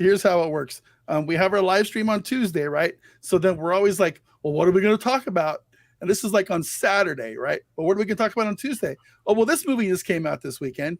And then I'm like, well, when are we going to go see it? Well, the only time we have is like at 11:45 on Monday night. So Alex and I, we go to the movies at 11:45 on Monday night before we go do our live stream. Oh no, I'd fall asleep.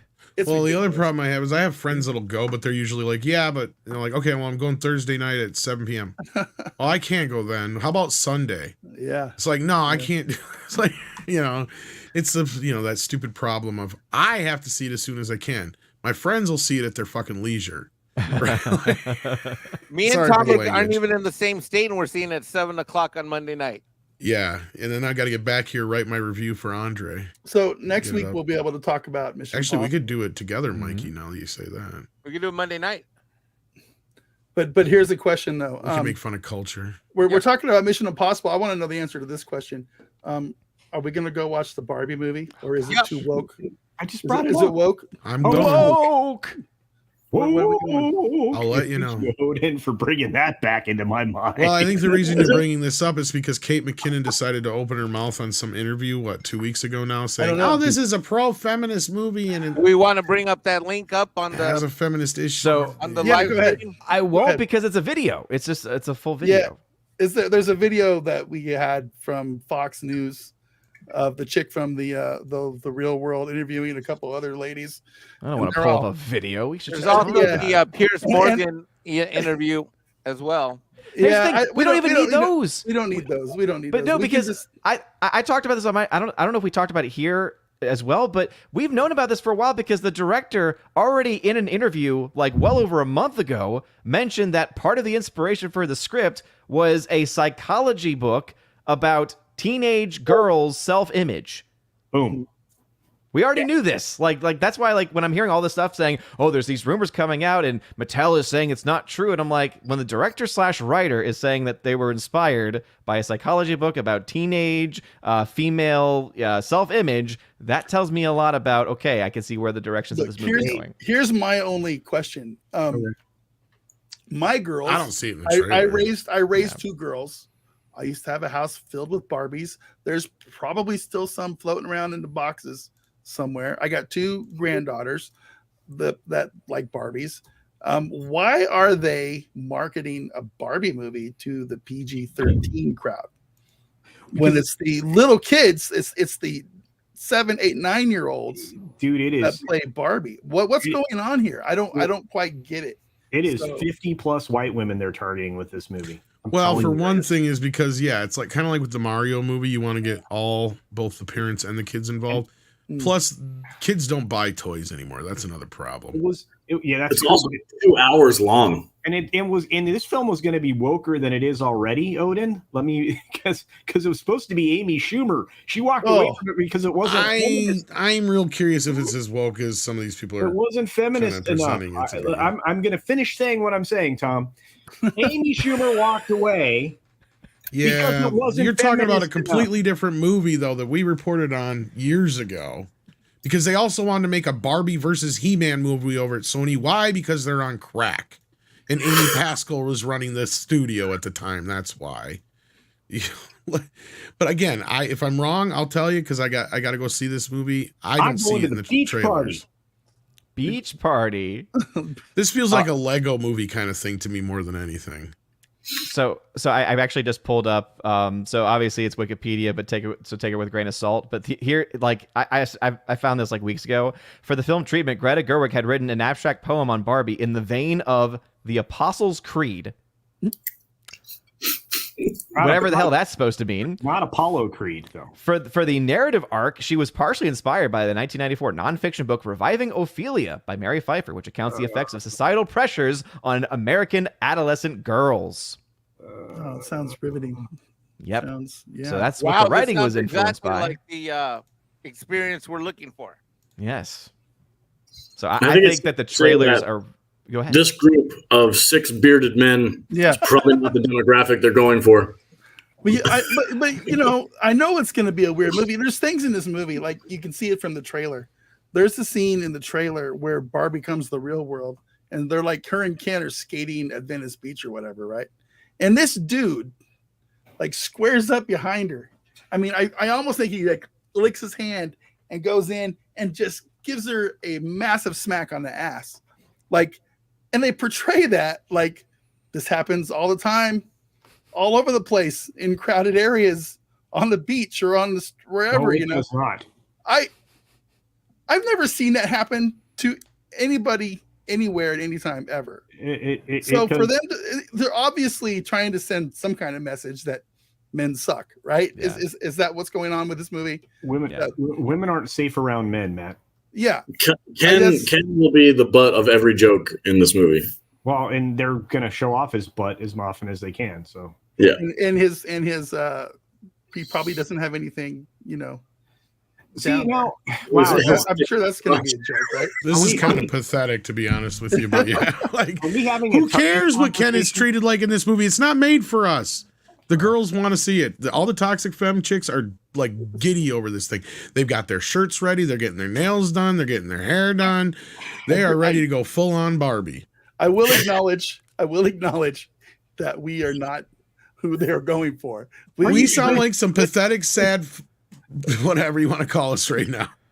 But that's the problem I have, is that the marketing for the movie has been, this is for everybody. Right, because remember, they had the whole campaign of whether you hate Barbie, you love Barbie, this movie is for you, right? So they're marketing it towards everybody. So I think that this is going to be a similar situation, but maybe not to the same degree, because I don't think this film is going to lose nearly as much money and actually has a chance of possibly making money because it has a much smaller budget than Indiana Jones, but of a battle between the marketing and then the actual movie itself. Because I think the marketing is brilliant. I think the marketing is going to bring a lot of people in to go see this movie, especially opening day, opening weekend. But if the stuff that I'm seeing here about what was influencing Greta Gerwig and Baumbach, both of whom have only ever done indie films and indie projects before, you know, bringing that into their mainstream storylines, then, you know. Hey, if this film is good, I promise I will tell you that. If this film is bad, I am going to roast this like a doom of corn.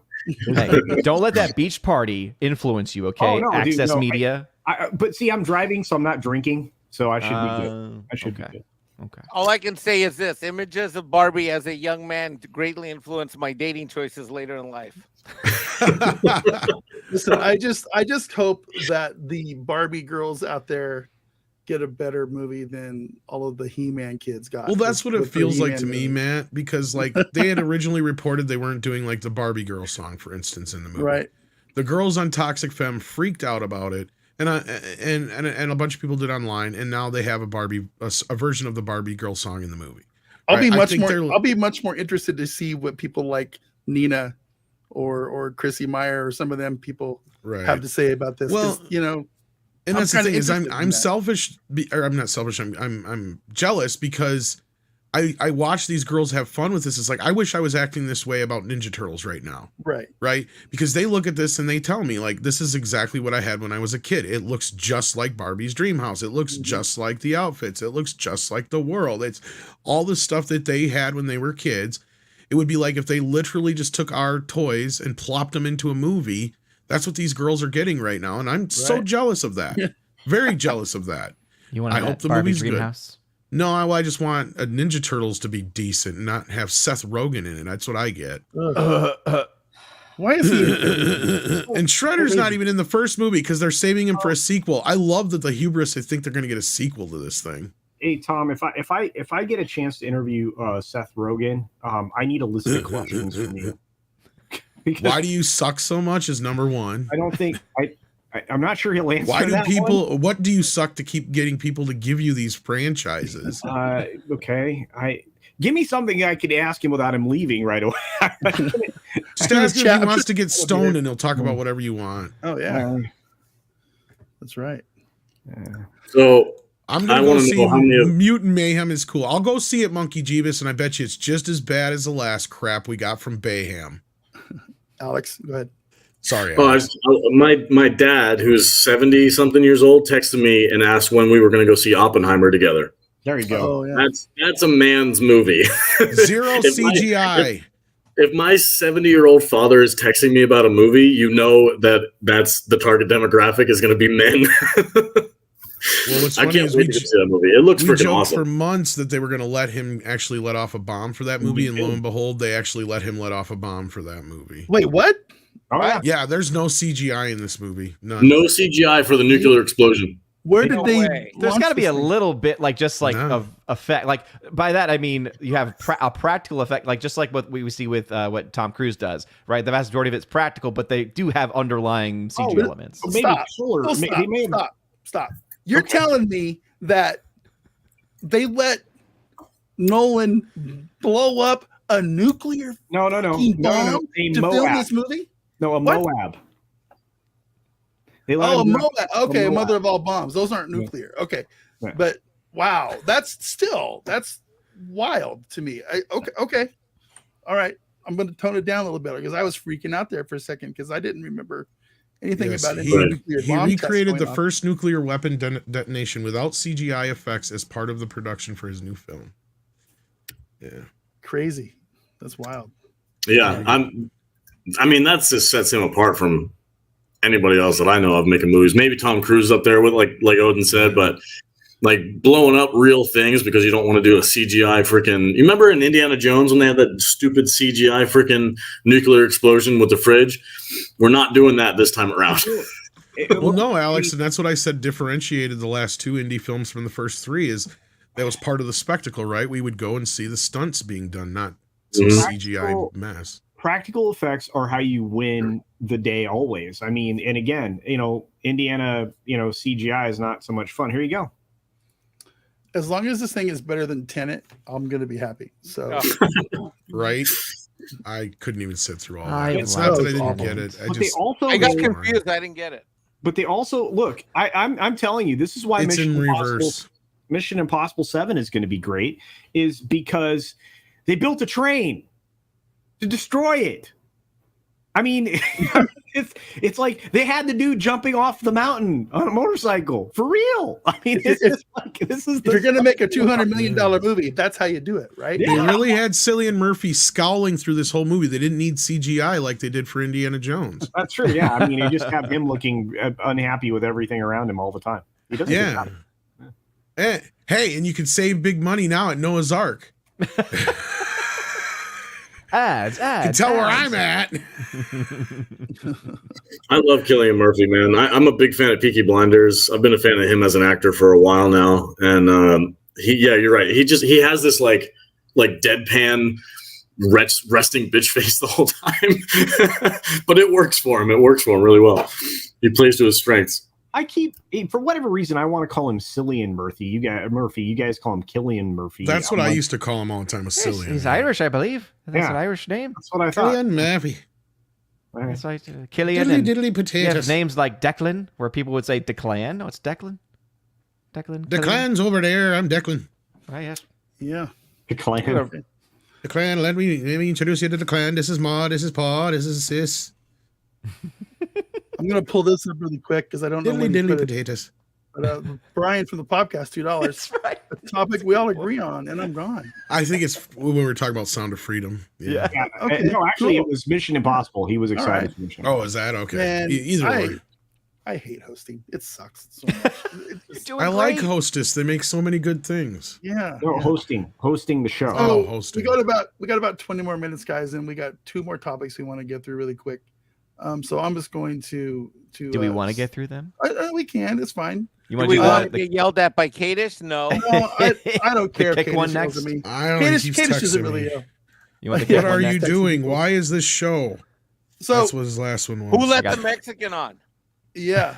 Let's Actually, I think it says here. It says that don't blame. Hey, no, you said don't blame the Mexican guy. I haven't said anything for a while. Yeah, you're right. Odin, what is that you want me to share there? This is the Kick article. I assume we're moving into the next. Oh, topic. we can do Kick. Yeah. So did you want to do Kick or Witcher? Because I can pull up Witcher. We'll do Kick first. We'll do Kick first. Let's I just want to ask everybody really quickly. Who has a Kick account? Do you guys all have we started Nope. Kick accounts? Nope. I had a don't Kick know. account when it was KIK. Like, I don't know if everybody remembers that thing. Gosh. I don't know anything about Kick, and so I'm going to be useless on this topic. Well, I don't think anybody knows a lot about Kick because it's only like a few months old, right? Well, I don't know Yeah. anything, but I've never logged on. I've never looked at it, and I have zero plans of ever gaining an account.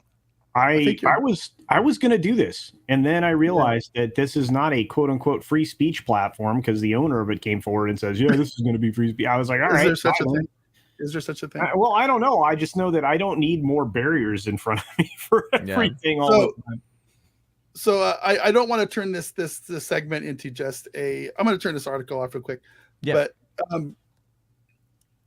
we started a Kick account, and Right. you know just to kind of like give a little background. Alex and I decided we want to start playing some video games and stuff, and I've never really been a huge fan of Twitch. I think it's really hard to get going and get started and get a audience over there, or get a following. It's like that anywhere. But then Kick came along, and I wanted to check it out, so I did, and I went over there, and I felt really gross. Kick felt really super gross. It's like it was gambling and mostly naked people, hanging around in hot tubs, and they still have that. But then all of a sudden, Kick, their owners or whatever, decided to come up with this thing where they're going to do a revenue split of 5% for them and 95% for their talent once you get monetized. And that's a huge thing, because I think Twitch is like 50-50 or 70-30 now, but there was a 50-50 thing going on over there. And all of a sudden you start seeing all these really big streamers dumping Twitch and heading over to Kick. And it's starting to be a little bit more of a legitimate platform in my eyes. And now, of course, they're offering these big timers like $100 million contracts and stuff. And of course, you're going to get some of those go over there. But I just wanted to ask you guys if you see this trend. Are people moving to Kick? Is it going to become a new platform, or is it just like Rumble, where we're just going to use it as a backup to where we can? Anytime a website like that's going to be like, hey guys, you can make more money doing what you do here than you can where you're currently doing it, you're going to have a bunch of people jumping ship. Mm-hmm. My question is going to be whether or not it's going to be sustainable for them as a business model to give away 95% of their income to the content creators versus, like what's their overhead like how much is it going to cost for them to maintain the websites and the servers? Like, are they going to be able to sustain it? That's my only question. Like, if they can sustain it, then absolutely. Why wouldn't you? If you're a streamer, if you're a video gamer, why wouldn't you go someplace that's going to pay you more for doing what you do? It just makes sense. But can they keep it up? Yeah, the limited knowledge I have of Kick is because a lot of it started off with gambling, especially. There's a lot of money in that. So something tells me that they had a lot of money, which is why they're able to offer out these massive, XQC $100 million non-exclusive contract. Like that to me, that's insane. Like just from my own context, because I don't really follow the gaming sphere, but when you have major names moving, you have started to see the platform change a little bit. But yeah, I feel the same way. I still feel like it's disgusting, because then you also have people like Amaranth and these other Twitch thoughts going over there too. And so every time I see anything live, it's like that's the kind of stuff that most people are still watching. So it's going to be basic. But then again, Twitch was in the same way, where it was either gaming streams or it was people like Amaranth.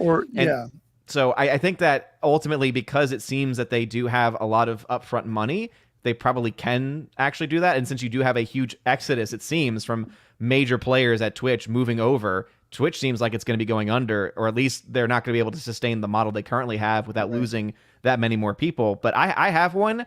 I don't really promote it a whole lot, though, because even though I do like being a I think a more family friendly, content in that space. I just don't like sending people there because I feel like it's exposing people to very disgusting stuff. So just so people know, you can go in your settings, and I actually did this.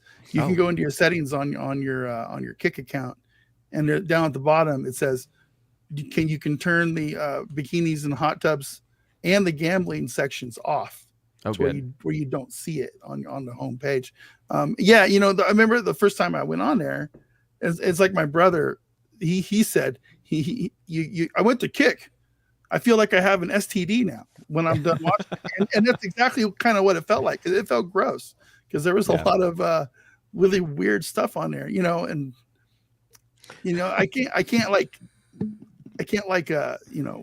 fault people for trying to make a buck, but man, I can't stand watching people in hot tubs eat cereal. It's ridiculous. It's just the dumbest shit. And it infuriates me that somebody with a nice rack in a hot tub can just make thousands upon thousands of dollars with absolutely zero talent. It's just, it drives me crazy, but it is what it is. I just, when I go to 99% of these Twitch and Kick and whatever channels, it just makes me scratch my head and wonder where we as a species are heading. If this is the kind of entertainment we like, so I don't know.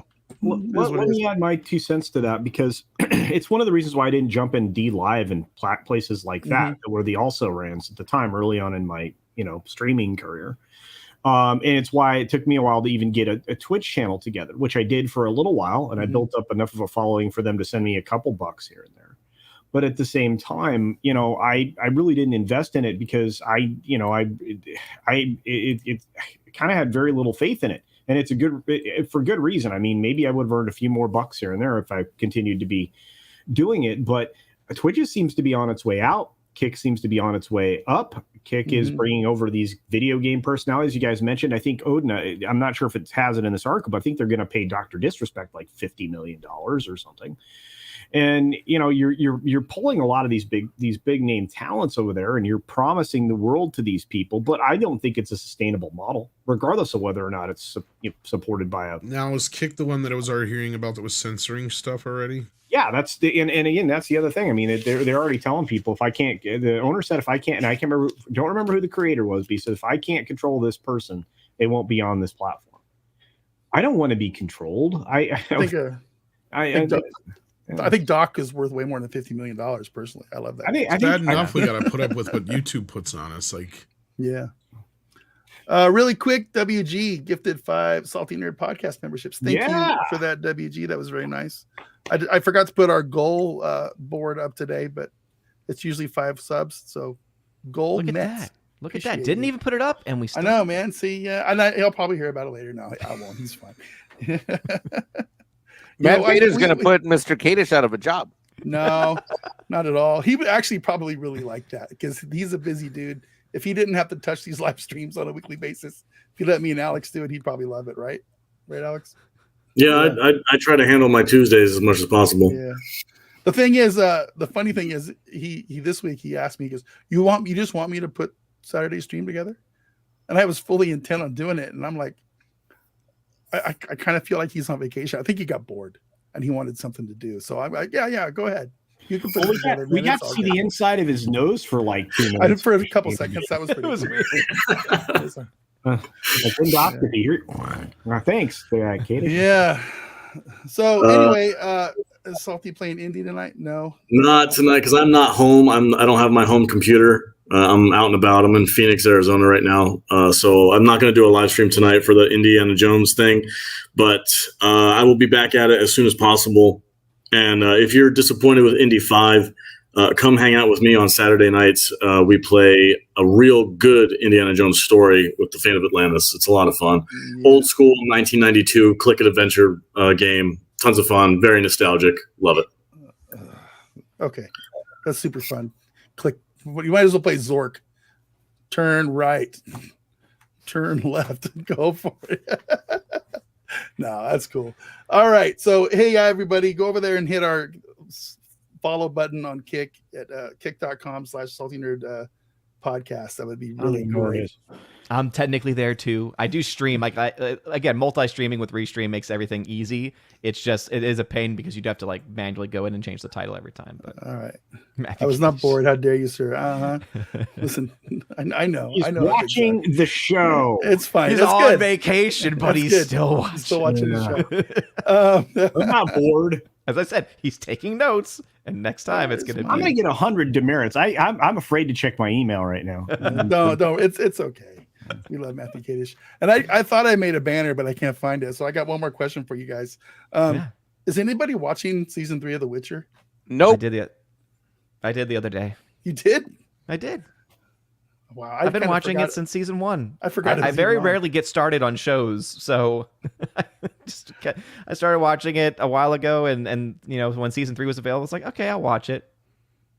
It's you know, it's not good. Season 1, I actually really like season 1, other than just the, you know, and this is probably in the game too, and so, you know, call me an old fogey, but the whole sex crap, like that kind of stuff, I'm just so tired of being in movies and TV shows, especially when it's like, oh, because we can. It's like, doesn't mean you gotta.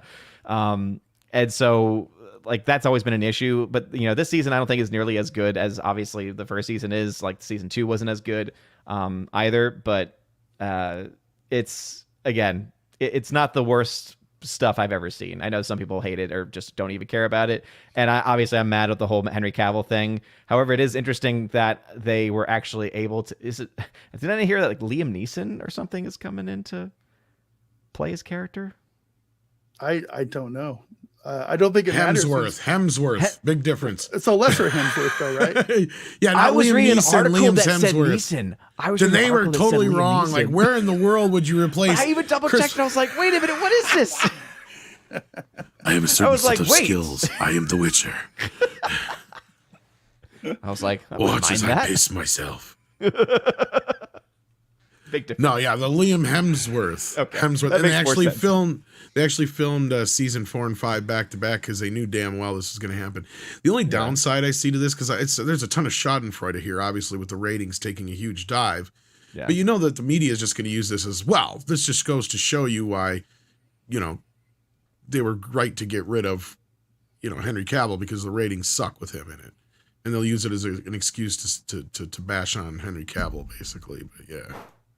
That's just my take on the situation, but I'm not invested in it, so yeah, that's kind of how I feel about The Witcher too. I just I watched season 1 and I was completely confused.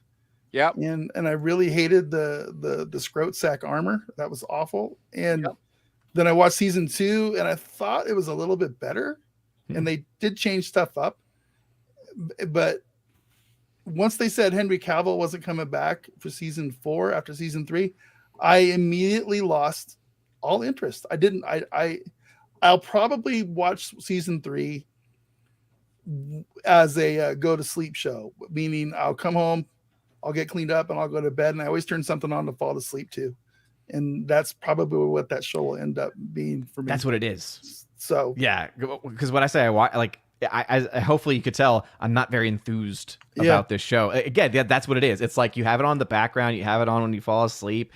You have it on when you're just doing other things that are probably a lot more important. I mean, you know, because that's ultimately what the kind of show it is. It's just it's too bad because, you know, I think Cavill. Oh, he was great. Deserved to be a little better show, and he was the one that was trying to make The Witcher what it should be, and that's in the end that's what it cost them the job, right? So, or did he quit or did he get fired?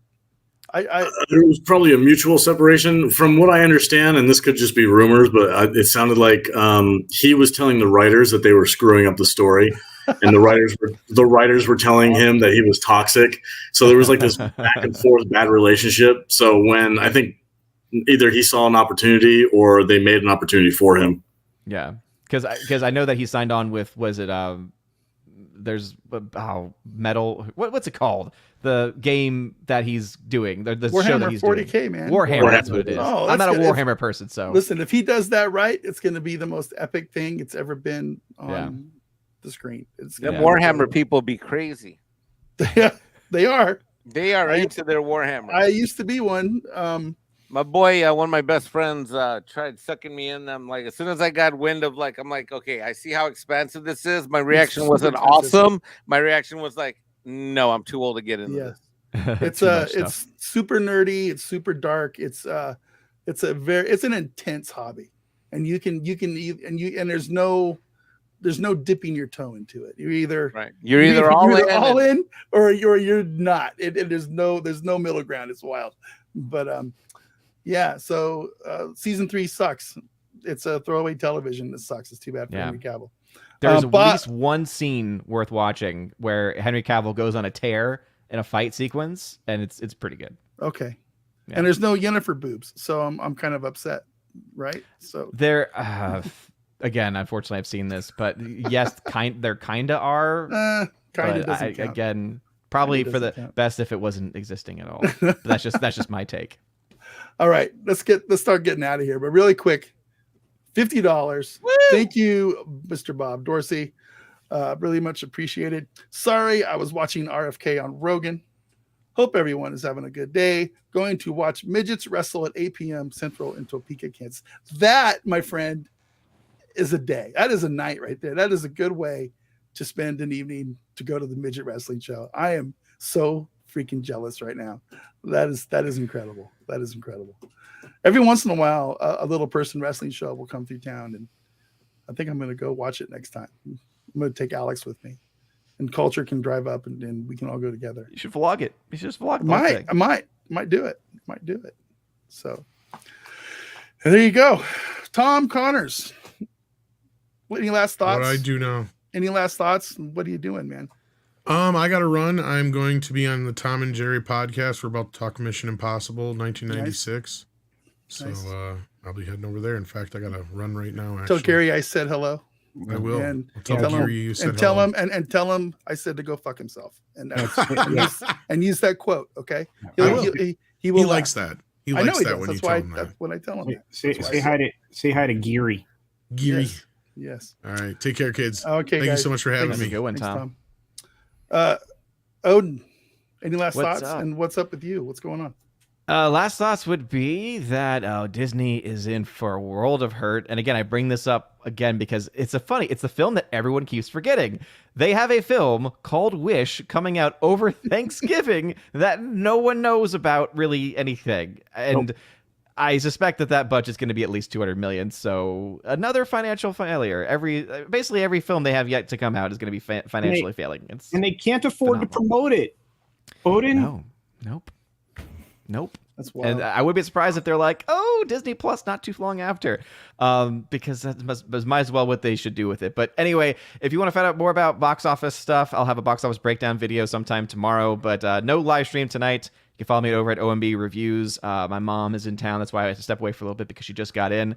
So no live stream tonight. Taking the lady Freya out for her an early birthday dinner since nice. My mom can babysit. It's nice to be a good husband once in a while. Yeah, I gotta remember how to do that someday. Oh boy. Yeah. I'm not a very good husband. So my wife gives me the look. It's like you're gonna pay. Hey, we're all human. We all make mistakes. I know. At least you acknowledge them. I give her a big step. I send her a heart emoji on my phone every once in a while. What more do you? I tell her I love her. Every month. What more do you want? Let her spend my paychecks however she wants. I don't complain. I just want coffee money. That's all I need. It's real simple. I'm an easy man to take care of. Culture Casino. Any last thoughts of what's going on, buddy? Tell us what's happening. Not a lot. I mean, I'm ubiquitous. Apparently, you can find me everywhere. Oftentimes, mostly though, you can find me on my own channel. I love doing my live streams and all of that, but I love equally as much to spend time with all of my friends here. So, I have been greatly blessed and more thankful than anything else. And I want to add to what Odin said very quickly. And don't forget, you get the Marvels at the end of the year. And the world's worst poster. Oh no! Oh gosh! You guys seen that poster? It's awful. Yeah. You gonna pull it up? Pull it up, Odin. You're doing it. Have you seen my poster? Look at this thing. I hope he gets it. I want to see this thing. It's terrible. We got to show that really quick. All right, let me share screen window. Bam. Oh, there it is. No, wait, no, it's the one with the That's not the 3 one? No, it's the one where they're just the three of them are just Oh standing yeah, next to each other. yes. Oh, that is so bad. Oh, it's so bad. Oh, It's the brand new one. It's so very bad. Brand new one. This one came up. No, that's pretty good. I That like is that one. also not great. That is Fat fantastic. Heroes. That is not good. Captain What? Wow. Yeah. This comes up before their actual poster. Yeah. It's probably got so bad that they took it down. It's fine. Don't worry about it. Okay. But everybody knows what we're talking about, I think. Oh. So yeah, that movie's gonna how much money is that movie gonna lose? Can we just take a guess? $200 million. I'm just gonna. That's gonna be my new standard answer for Disney film. That's gonna lose about $200 million. It's like Marvel, Star Wars, Lucasfilm, Disney. We make money, movies that lose money. That should be their slogan. Oh, Mike, Mexican Iron Man.